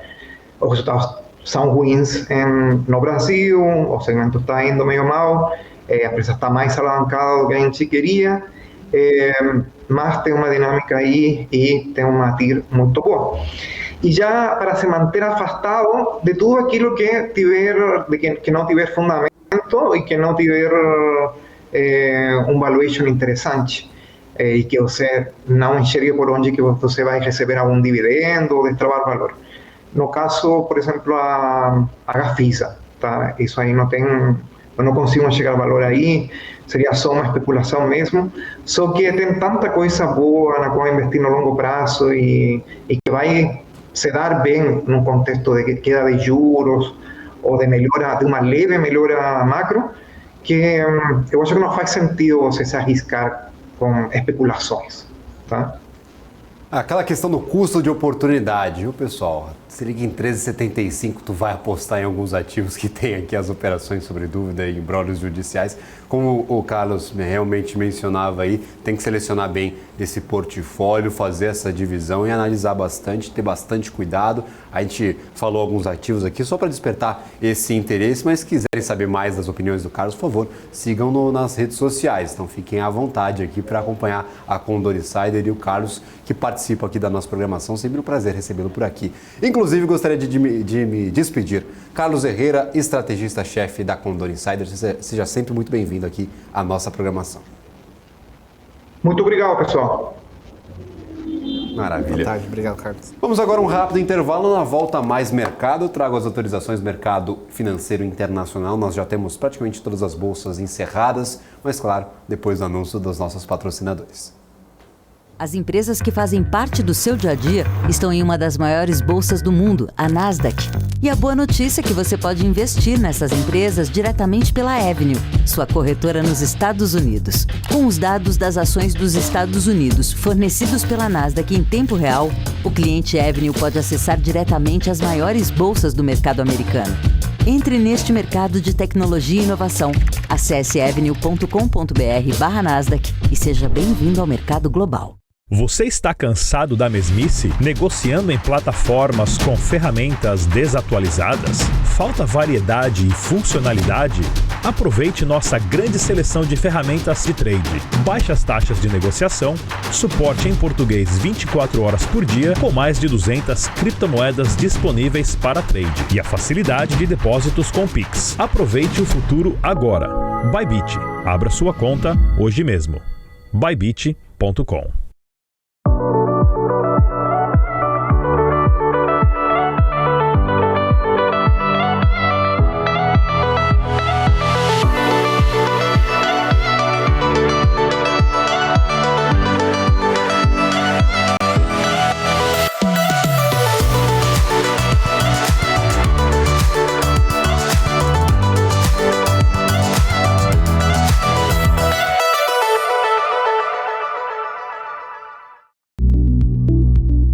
Fala time, tudo bem? Você já conhece o Hora do Trader? O Hora do Trader é o programa aqui da BMC, onde a gente fala tudo sobre o mercado das criptomoedas, as principais tendências, os destaques positivos, os destaques negativos e, é claro, faz muita análise de gráfico para buscar as boas oportunidades e rentabilizar bastante o nosso capital. Aqui no Hora do Trader a gente faz trade ao vivo, então se você não quer ficar de fora e rentabilizar o teu capital também nesse universo das criptomoedas, não deixa de me acompanhar aqui direto da BMC de segunda a sexta, te espero lá. Fala, meu povo, beleza? Estão abertas as inscrições para o meu curso de opções. Você estará a meu lado durante 6-7 horas, ao vivo, onde você irá aprender desde o básico dos principais conceitos de opções, até o modo de você fazer proteção da sua carteira contra incerteza, se vale a pena fazer o tempo todo, se não vale, como essa proteção deve ser feita e também para você especular, tanto na alta como na baixa das ações. Inscreva-se agora e você ainda vai garantir 2 bônus. O primeiro bônus, a carteira recomendada de opções de Marco Saravalli, e o segundo bônus, a carteira de financiamento também de opções com Marco Saravalli. Te espero lá.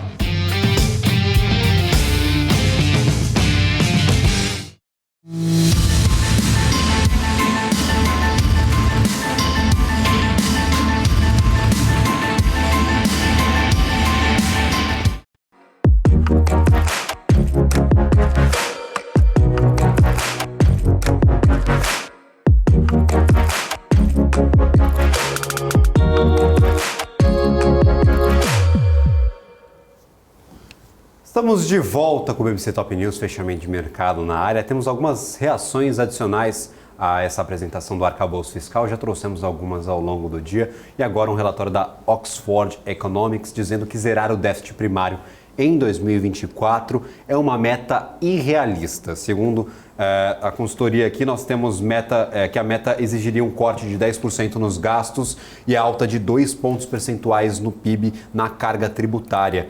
Se a autoridade cumprir essa regra em 2024, a economia paralisaria como resultado de imposto mais alto ou corte brusco nos gastos aqui da União. Então, Claro, temos ali algumas análises divergentes, não temos a íntegra da proposta de arcabouço fiscal e essa proposta deve passar ainda pelo Senado e também pela Câmara dos Deputados, ser votada, mutada e depois, claro, assinada pelo presidente para ser validada. Então tem muita ainda água para passar antes que a gente saiba exatamente o que será dessa proposta de arcabouço fiscal, qual será o novo teto brasileiro. No entanto, essas reações já nos mostram pelo menos um panorama do que foi proposto no dia de hoje. Lembrando, a proposta ela existe, ela foi apresentada, mas o texto base, o texto final ainda não foi redigido, ele será apresentado, claro, diretamente às casas legislativas. E eu gostaria, claro, de convidar David Martins, consultor de investimentos da Sarinvest, aqui à nossa conversa. E aí, David, é realista mesmo na análise do mercado? O quanto isso importa no final das contas, esse déficit ou não das contas públicas para os investidores? É mais segurança? É uma previsibilidade? É a execução ali perfeita dos planos do governo? O quanto que o investidor deve ficar preocupado com as contas da União? É extremamente importante, porque quando a gente está falando de aumento de gasto, né, quando a gente está falando ali de não conseguir reduzir esse déficit, se a gente não tem um controle dos gastos públicos e quando a gente não tem, através do resultado, apresentando esse déficit primário, a gente vai precisar emitir dívida muitas vezes e essa emissão de dívida, para conseguir cumprir ali com um orçamento, você vai precisar pagar um juros maior. Então não abre margem para queda de juros, né? Então a questão fiscal é extremamente importante para o investidor, por isso que o mercado esperava aí ansiosamente a apresentação desse arcabouço fiscal, que como já dito, ainda vai para Congresso, vai ser debatido, provavelmente haverão aí mudanças e, novamente, até na minha fala inicial, hoje o teto de gasto ele é focado ali em somente visar a diminuição de gasto público. Agora, quando a gente traz a nova proposta, né, que foi apresentada no dia de hoje, ela já traz uma relação do gasto de acordo com a receita, né, de acordo ali com o recebimento dos tributos. Então, e aí assim, se o governo então arrecadar mais, ele poderá gastar mais. Ele gastando mais, que aí sim é o que o governo tem como expectativa auxiliar a economia para que a gente tenha um crescimento, gere emprego, enfim, a gente consiga ter aí um resultado melhor com relação ao nosso PIB. Mas esse aumento, né, novamente, de gasto público, mesmo que seja atrelado a um aumento de receita, será que quando você está endividado faz sentido porque você aumentou a renda, você também aumentar os seus gastos? Novamente, vem um questionamento, né? E a gente deve aí acompanhar de perto, porque também há algumas margens, né, alguma flexibilização, que até o Arthur Lira comentou que é benéfica, mas hoje, qualquer medida, né, que nós teríamos ali para poder superar o teto de gastos, teria que ser aprovado no Senado, como foi até no ano passado, quando nós tivemos ali o furo do teto com relação a apertos precatórios. E agora, né, se a gente tiver essa flexibilização, você está dando mais poder para o governo. Então a gente deve acompanhar bem de perto e principalmente os debates na Câmara, porque geralmente essas propostas elas são bem modificadas e muitas vezes acabam sendo aí de forma favorável, até a gente pode colocar assim, em termos de um afrouxamento, de um maior gasto público, porque a gente está falando de político e político quer sim poder ter uma maior possibilidade de desenvolver projetos para, eu fiz isso, então olha, aquela visão sempre imediatista, né, e não de médio e longo prazo, porque sendo imediatista, você já pensa na sua reeleição de 4 em 4 anos. Agora, se você tem a visão de longo prazo, você muitas vezes não vai conseguir ali colher os frutos do trabalho. Então, a gente tem que acompanhar bem de perto, porque isso impacta diretamente na curva de juros, tem impacto direto na inflação, que a inflação vai impactar a curva de juros e aí, consequentemente, vai impactar a nossa bolsa de valores. Maravilha, David Martins trouxe aqui o nosso mercado de criptoativos. Olha só o que está acontecendo aqui no mundo digital, no mercado de cripto. Hoje nós tivemos um Bitcoin muito volátil, abriu em oscilação bem positiva. Abriu, a gente fala assim, depois das 9 horas da noite de ontem, né? Então nós tivemos aqui, ó, em março, esse aqui é a oscilação do Bitcoin nos últimos dias. Entre perdas e ganhos, nós temos, claro, esse fulgor, essa euforia depois do anúncio da quebra de alguns bancos nos Estados Unidos. Nós voltarmos aqui, ó, essa oscilação positiva, essa variação positiva dos 19 mil dólares até os 28 mil dólares. E hoje o movimento foi bem brusco, ainda em patamar de estabilização, mas nós já atingimos os 29 mil dólares. Então fomos até os 29 mil, marcamos a máxima do ano de 2023 e voltamos aos 27.998. Então, mercado ainda muito volátil, como a gente sempre caracteriza o mercado de criptoativos, um mercado extremamente arriscado e com uma volatilidade implícita muito alta. É muito difícil operar criptoativos. Para traders, o pessoal que opera aqui o mercado tem os seus modelos já prontos, enxerga as oportunidades, mas para você que é um novo entrante, cuidado com o mercado de cripto, não se exponha de forma exagerada, de forma exacerbada, apenas, claro, se você quiser explorar essas novas alternativas digitais, faça com muito cuidado e muita parcimônia. Fomos dos 29 mil aos 28 mil agora, 28.021 dólares, então nós temos um momento curioso para o Bitcoin, de altas e baixas, de estabilização do preço após a crise bancária. Nós temos algumas notícias interessantes. Está rolando uma audiência pública lá nos Estados Unidos para julgar o caso da FTX, que era aquela corretora de criptoativos que quebrou no ano passado e motivou uma forte queda dos criptoativos. O Sam Bankman-Fried, que era o fundador e CEO da companhia, se disse inocente, mas as autoridades americanas estão, claro, pesando no processo, estão apresentando evidências de uma fraude em relação aos balanços operacionais da companhia, essa mixagem, essa junção do patrimônio da exchange, da corretora, com o patrimônio investido, essa alavancagem com dinheiro de investidores, e aí esse processo ele deve se alongar ainda mais, mas fato é que o fundador, o CEO da companhia que quebrou no ano passado, ele se declarou inocente no dia de hoje. Outra notícia interessante é que depois de um processo aberto lá nos Estados Unidos para julgar a oferta de derivativos no mercado de criptoativos de forma ilegal, de forma irregular, esse processo também vai ser repetido aqui. Então a Binance, que foi processada nos Estados Unidos, ela terá um processo aqui reaberto na CVM para julgar a oferta de derivativos de forma irregular no Brasil. Então, nós temos esse avanço regulatório que deve ser o principal tema para criptoativos no ano de 2023. Tanto a SEC, né? A SEC a SEC lá nos Estados Unidos, que é o órgão, é tipo a CVM, como se fosse a CVM dos Estados Unidos, a SEC, a SEC, ela deve avançar sobre os criptoativos neste ano, e também a CVM, com a regulação que foi aprovada no ano passado, já deve começar a implementar novas regras para o mercado de criptoativos aqui no Brasil. Então, cuidado com essa euforia do mercado de cripto, porque tem muita coisa para colocar aí na balança. Será que o Bitcoin ele consegue segurar esses 29 mil dólares? Hoje não segurou, voltou aos 28, mas esse patamar será que é justo para o criptoativo? A gente não viu nenhuma grande mudança fundamental no cenário e ainda tem alguns desafios a serem ultrapassados nesse ano de 2023. Então, para você que está entrando no mercado de criptoativos, cuidado com a exposição, faça um bom controle de riscos. Principais destaques do dia, de forma negativa, claro, SNX, Perpetual Protocol, WTC e Decentraland, Mana, que é um ativo mais voltado a metaverso, estava nas maiores altas de ontem, hoje está nas maiores quedas. Normalmente, quando o Bitcoin cai, ele leva todo mundo junto. Então, é um forte driver aí do que vai acontecer com o mercado de criptoativos no dia. A Ethereum perde valor, mas perde de forma menos acentuada, 0,36% de queda, oscila menos do que o Bitcoin nesse comecinho de 2023. Quando o Bitcoin ganha muito valor, Ethereum também ganha valor, mas ganha de forma mais comedida, e o contrário também é verdadeiro. Quando cai mais de 1%, nós temos uma queda aqui de 1,15%, o Ethereum está caindo 0,35%. Mas claro, para a gente falar sobre o mercado tradicional e trazer algumas análises gráficas desse cenário, gostaria de convidar Felipe Vela, analista de renda variável da Ativa Investimentos. Muito obrigado pela participação de hoje, é um prazer tê-lo aqui no nosso fechamento de mercado.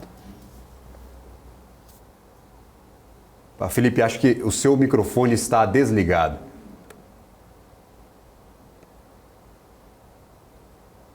Acho que não temos o Felipe. O áudio.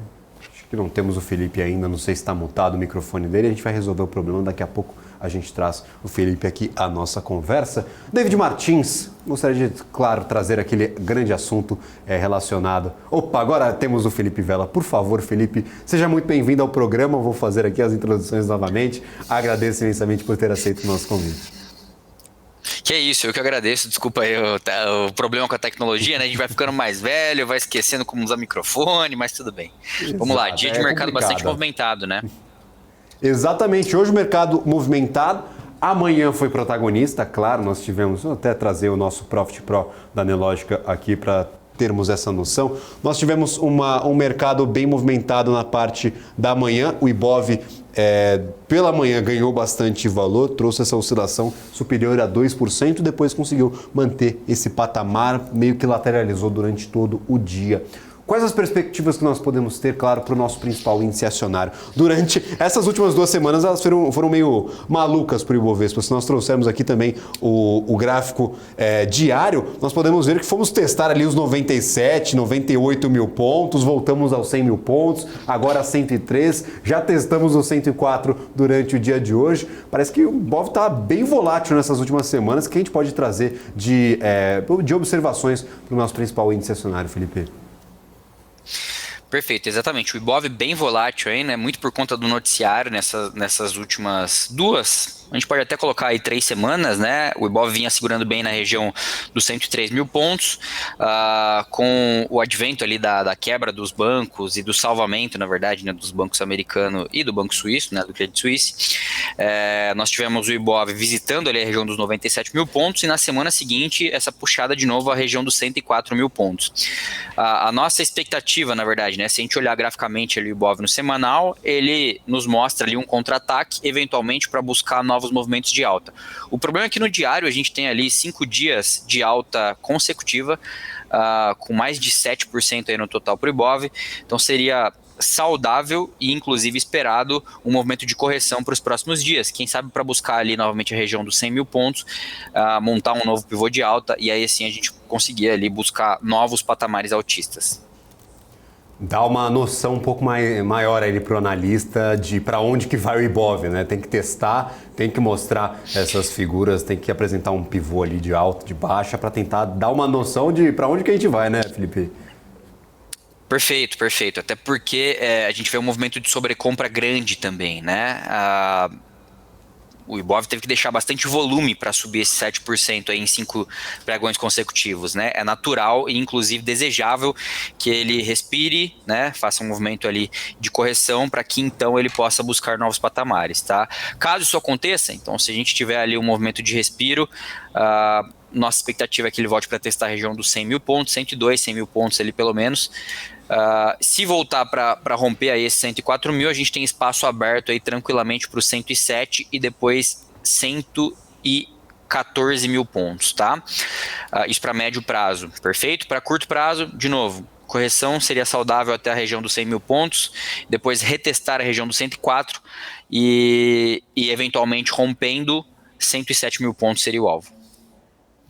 Maravilha. O pessoal aqui no nosso chat está falando que foi o estagiário que cortou o áudio. Então, culpa do estagiário da BMC News. A gente já pesa aqui na vida do estagiário. Não tem estagiário no Switch. A gente só faz a brincadeira mesmo, né, o David Martins? Falando contigo.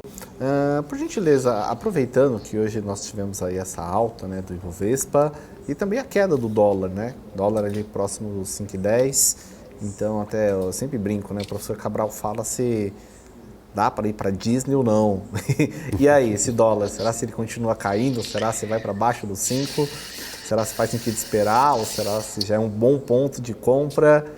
Qual que é a visão, por gentileza? Perfeito. O dólar ele é muito mais sensível ao cenário macro do que o cenário técnico especificamente, né? Nós temos aqui um ponto bem importante para o dólar. Toda vez que o dólar chega, pelo menos nos últimos anos aí, né, 2021, 2022, toda vez que o dólar testou a região de R$5, abaixo dos 5,10 até os R$5, 4,90, 4,95 ali, ele sofreu uma pressão compradora relevante. Tá? Então a nossa expectativa é que a partir de agora o dólar comece a ter cada vez mais um movimento comprador entrando e eventualmente ele volte a testar a região dos 5,15, 5,20, tá? Para que depois também ele eventualmente venha romper as mínimas. Né? Assim como a bolsa, esse movimento ficou um pouco esticado. Se a gente pegar o dólar no semanal, nas últimas 2 semanas ali, né, ele caiu dos 5,35 para os R$5, né? Isso dá ali 28 centavos praticamente, né? De novo, assim como a bolsa seria configuração gráfica, seria mais importante que o dólar viesse respirar perto de 5,15, 5,18 para depois romper os R$5 e eventualmente para que ele também tem aí uma definição, né, de todo esse receio que o mercado tem com expectativas de âncora fiscal, um eventual aí movimento do próprio Fed e dos policymakers do mundo afora, né, sobre possíveis novos aumentos de juros ou não, né, se eventualmente a gente começa um ciclo de corte de juros no Brasil e no mundo como um todo. Então o dólar ele é muito mais sensível a esse cenário macro como um todo, né. Aqui o que eu posso dizer é, eventualmente seria um bom ponto para compra, né? Óbvio que a gente tem que ver uma configuração aqui de suporte, né? Uma configuração gráfica de suporte mesmo, mas sim, eventualmente seria um bom ponto para compra. Pessoalmente, eu estou, inclusive, começando a comprar os meus dólares para uma viagem que eu vou fazer mais à frente. Eu acho que é um ponto importante.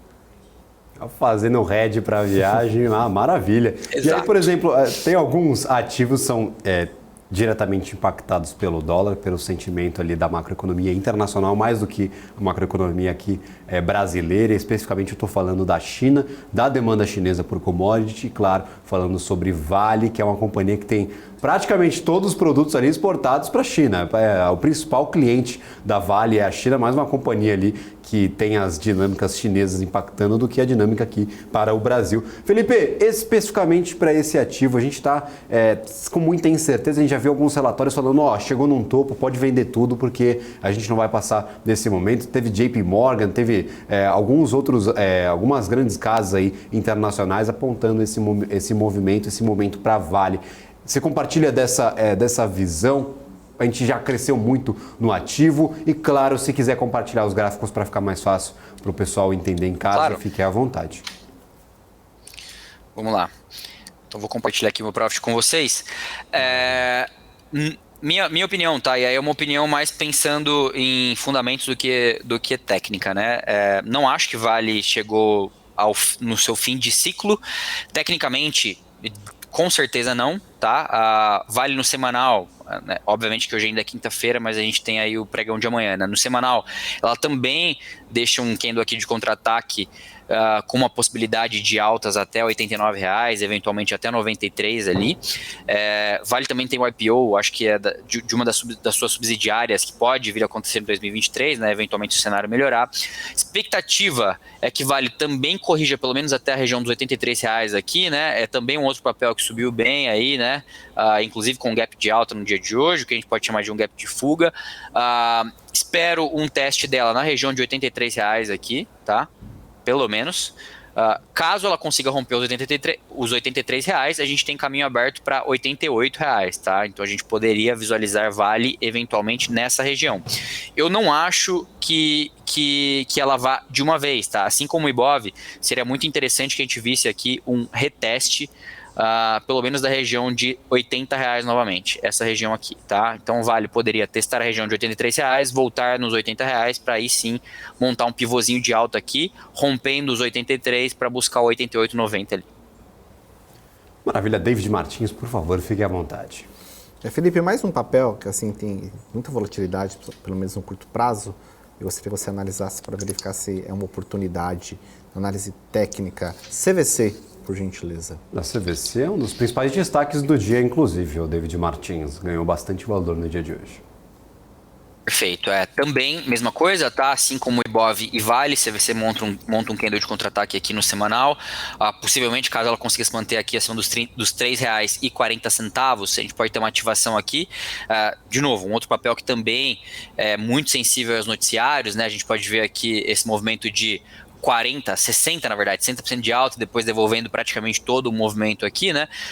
Se o CVC conseguisse manter aqui acima de 3,40, a gente pode visualizar ali os R$4 pelo menos, tá? Diferente de Vale e do Ibov, CVC não está tão esticada, tá? Não é tão difícil que a gente veja esse movimento acontecendo em linha reta, tá? Para a região dos R$4 ali. Ela não precisa de um respiro aí, né? Que a gente chama de uma correção para que faça esse movimento, tá? Eventualmente, pode ser, obviamente, que a gente consiga vislumbrar uma defesa aí, né? Uma dificuldade de ultrapassar ali esses 3,40, mas o caminho de CVC está mais aberto do que Ibov e Vale, tá? Se eventualmente a gente vê aqui um pivôzinho, melhor ainda, né? Confirmando esse fundo, mas de novo, não é um papel que está esticado, teria a possibilidade sim da gente ver CVC buscando os R$4 ali no curto prazo. Maravilha, tem bastante ativo que tá no limbo aqui no dia de hoje. Na bacia das almas, né? Nossa senhora, a lanterna dos afogados aqui para o nosso Ibovespa. Tem alguns ativos até que estão fora do Ibovespa, mas perderam muito valor, continuam perdendo. E um ativo especial que toca aqui o coração de muitos que estão no nosso chat. Multilaser, o que será de Multilaser? Porque olha, o negócio foi feio no dia de ontem, mais de 30% de queda e continuou caindo no dia de hoje. Então, o que será desse ativo que, ó, se eu não me engano, está na mínima histórica aí, desde que entrou na Bolsa de Valores? Tá assim, o ativo está na mínima história. Esse papel não tem compra, tá? Diferente do Ibov, diferente de Vale, diferente de CVC, não tem compra. A gente não tem nenhum motivo ainda para vislumbrar uma defesa aqui. Um papel que está envolvido em noticiário, né? Muito difícil você pegar essa faca caindo aqui, né? Mas vemos um grande volume aqui nesses fundos. Com certeza vemos um grande volume. Mas nada nos diz que esse volume segurará o papel, né? Que isso aqui é o suficiente para que a gente veja esse papel, pelo menos respirando, né? O que a gente precisa, tá? A gente precisa que Multilaser faça um movimento aí de um pivô no fundo, né? Um N, mais ou menos algo assim, ó. Bom, vamos pegar aqui. Isso aqui, ó. Se Multilaser fizer um movimento parecido com isso, aí sim a gente pode entender que o papel ganharia novos patamares altistas, né? Aí a gente poderia ver Multilaser tranquilamente voltando a testar a região dos R$2. Por enquanto, não tem compra, papel caindo fortemente com expectativa de maiores quedas. Maravilha! Inclusive, para quem está nos acompanhando aqui, acompanha todos os dias, eu sempre levanto essa bola. Sou um propagandista aqui do cuidado, da cautela, da parcimônia. Para você que está olhando para esse ativo, cara, caiu 33%, amanhã tem que disparar, porque está na mínima histórica, não vai voltar. Então, cuidado, gente. Às vezes, como o Felipe fala, você pode pegar uma faca caindo. Eu já sou um pouco mais enfático, às vezes não é nem uma faca caindo, é uma motosserra a 200 km por hora. Então, cuidado para expor seu patrimônio. Principalmente papéis envolvidos em notícias, né?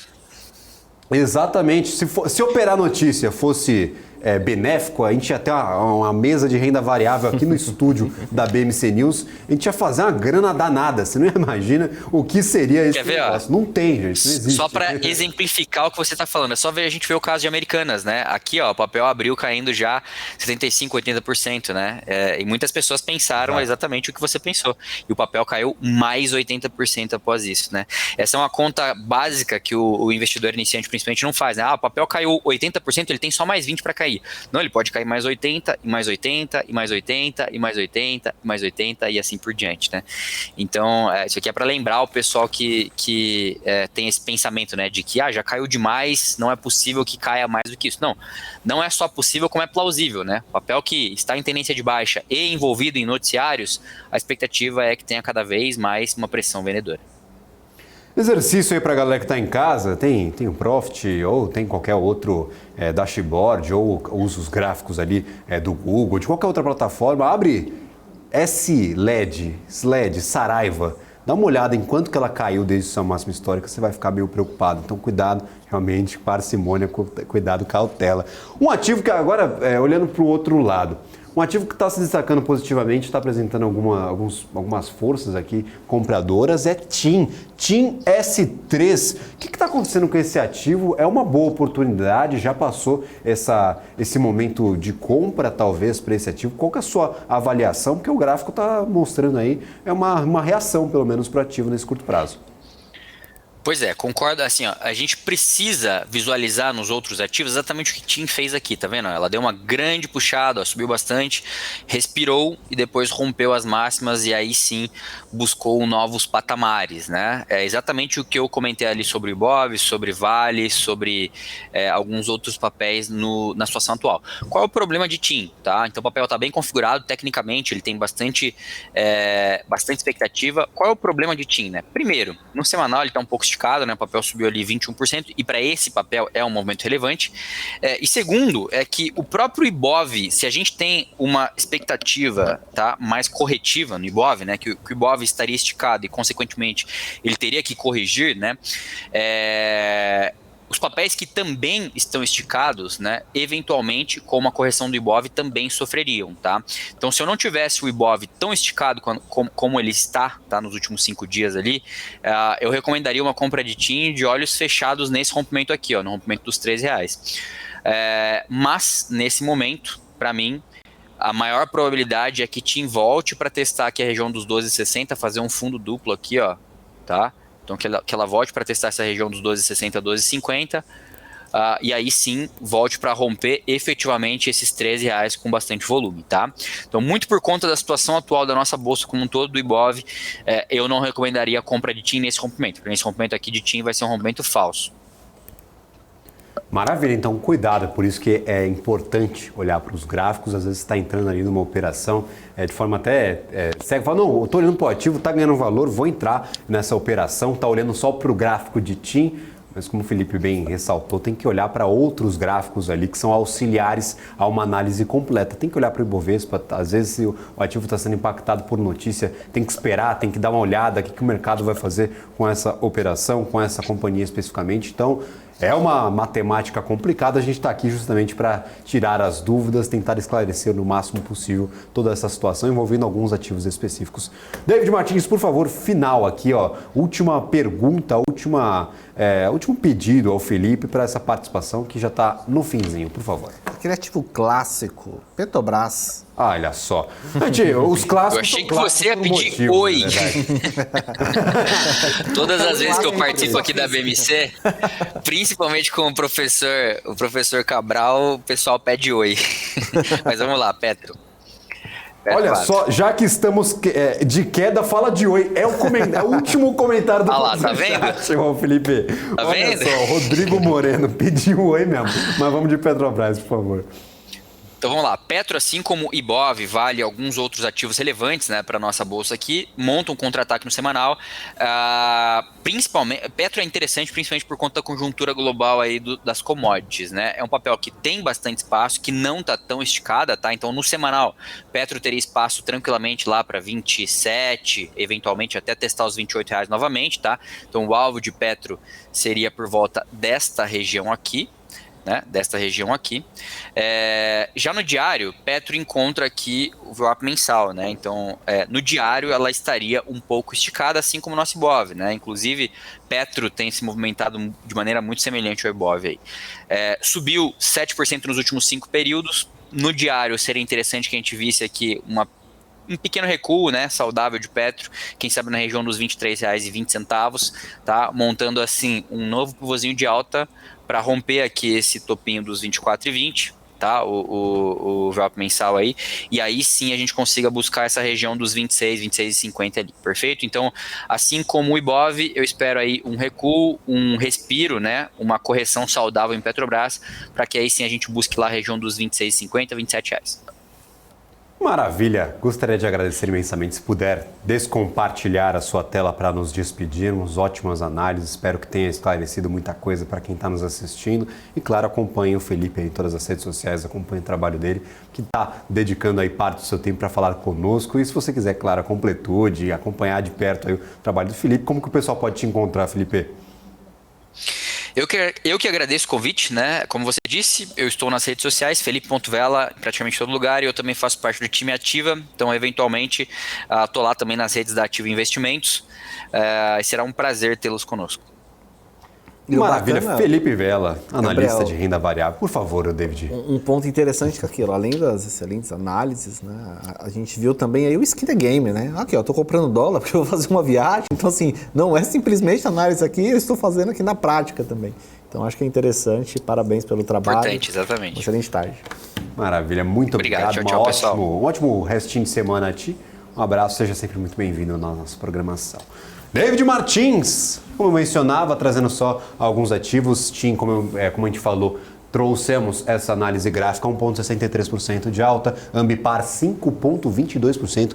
Quem segura a Ambipar, terceiro dia consecutivo de forte alta. Nós tivemos aqui mais de 7% de alta para o ativo. É uma oscilação bem significativa.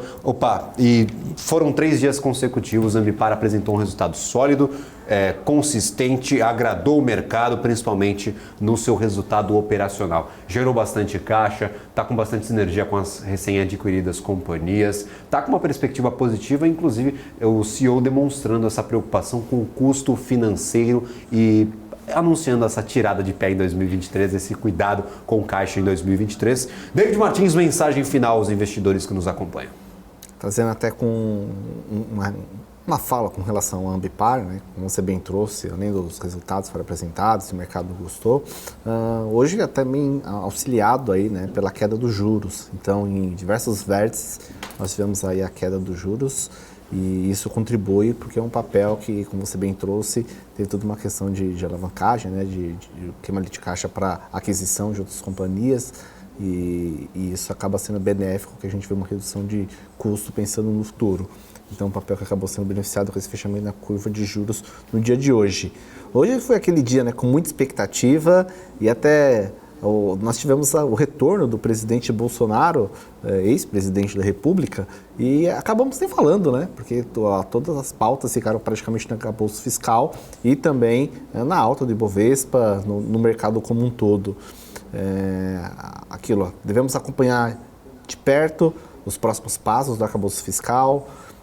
Acredito que ainda é cedo para pensar em vamos aumentar uma posição em renda variável, porque o arcabouço, o mercado já reagiu de forma positiva. Acredito que nos próximos dias devemos ter volatilidade, de acordo com os debates que ocorrerão no Congresso, mas hoje, pelo menos com a apresentação, a gente já tira essa expectativa, né, aguardando este projeto de lei, e aí a gente agora vai analisar ou fazer as contas, é claro, o mercado como um todo, e aguardar principalmente os debates, as possíveis mudanças, para aí sim ter uma posição definitiva. Acho que aquele bicho-papão que estava todo mundo com medo, agora todo mundo já ou conhece, e aí sim a gente consegue já fazer uma análise e ter um direcional. Mas aquilo, de forma gradual, porque ainda pode ocorrer mudanças, né? Maravilha, David Martins, seja sempre muito bem-vindo. Lembrando, o David faz participações fixas na nossa programação, especialmente no Top News, todas as quintas-feiras. Então, gostou da participação de hoje? Nos acompanhe. Além de todos os dias, claro, será muito bem-vindo, mas nas quintas-feiras especialmente, que o David está aqui colocando as suas ponderações, fazendo as suas análises e, claro, esclarecendo algumas dúvidas de nós, investidores, que estão acompanhando a programação da BMC News. Um abraço, David. É um prazer, Gabriel. Um excelente tarde de todos. Até mais. O prazer é todo meu, olha só, o prazer é todo meu, integralmente meu. Recebê-lo aqui é sempre uma festa. E como o David bem mencionava, agora a gente vai fazer todas as contas. Ainda está fazendo pouco sentido, se não sentido nenhum, o que será da economia brasileira e também do nosso Ibovespa.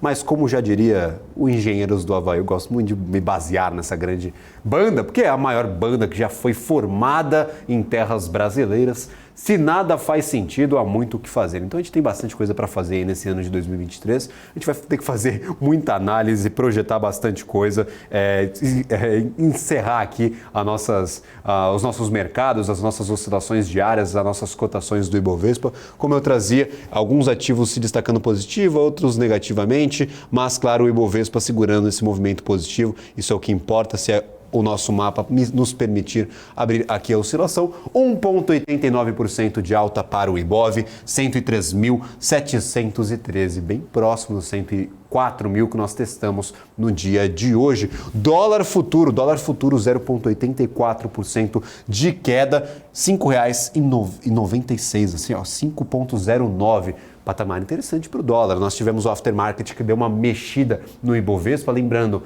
das 5h30 às 6 da tarde tem negociação, tem o aftermarket com algumas limitações, com algumas restrições. Principais destaques do dia, Redditor, Dexco e CVC. Nós fizemos análise hoje de CVC com o Felipe Vela. Principais destaques negativos, nós temos Minerva, Natura e também Hypera Pharma. Eu vou ficando por aqui. Em seguida, nós temos Papo de Dinheiro. Olha só que conversa bacana. É sempre um prazer ter o Papo de Dinheiro aqui na nossa programação. É um programa incrível e premiadíssimo. Então, fiquem agora com o Papo de Dinheiro. Eu volto só amanhã no BMC New Deal, às 12 horas e 30 minutos da tarde. Nós receberemos o 2W Ecobank, o CEO da companhia, falando um pouco sobre negociação de energia no Mercado Livre. Então, muito bacana. Agora é o Papo de Dinheiro. Amanhã eu volto no BMC New Deal a partir das 12h30. Um abraço para todos. Tchau, tchau.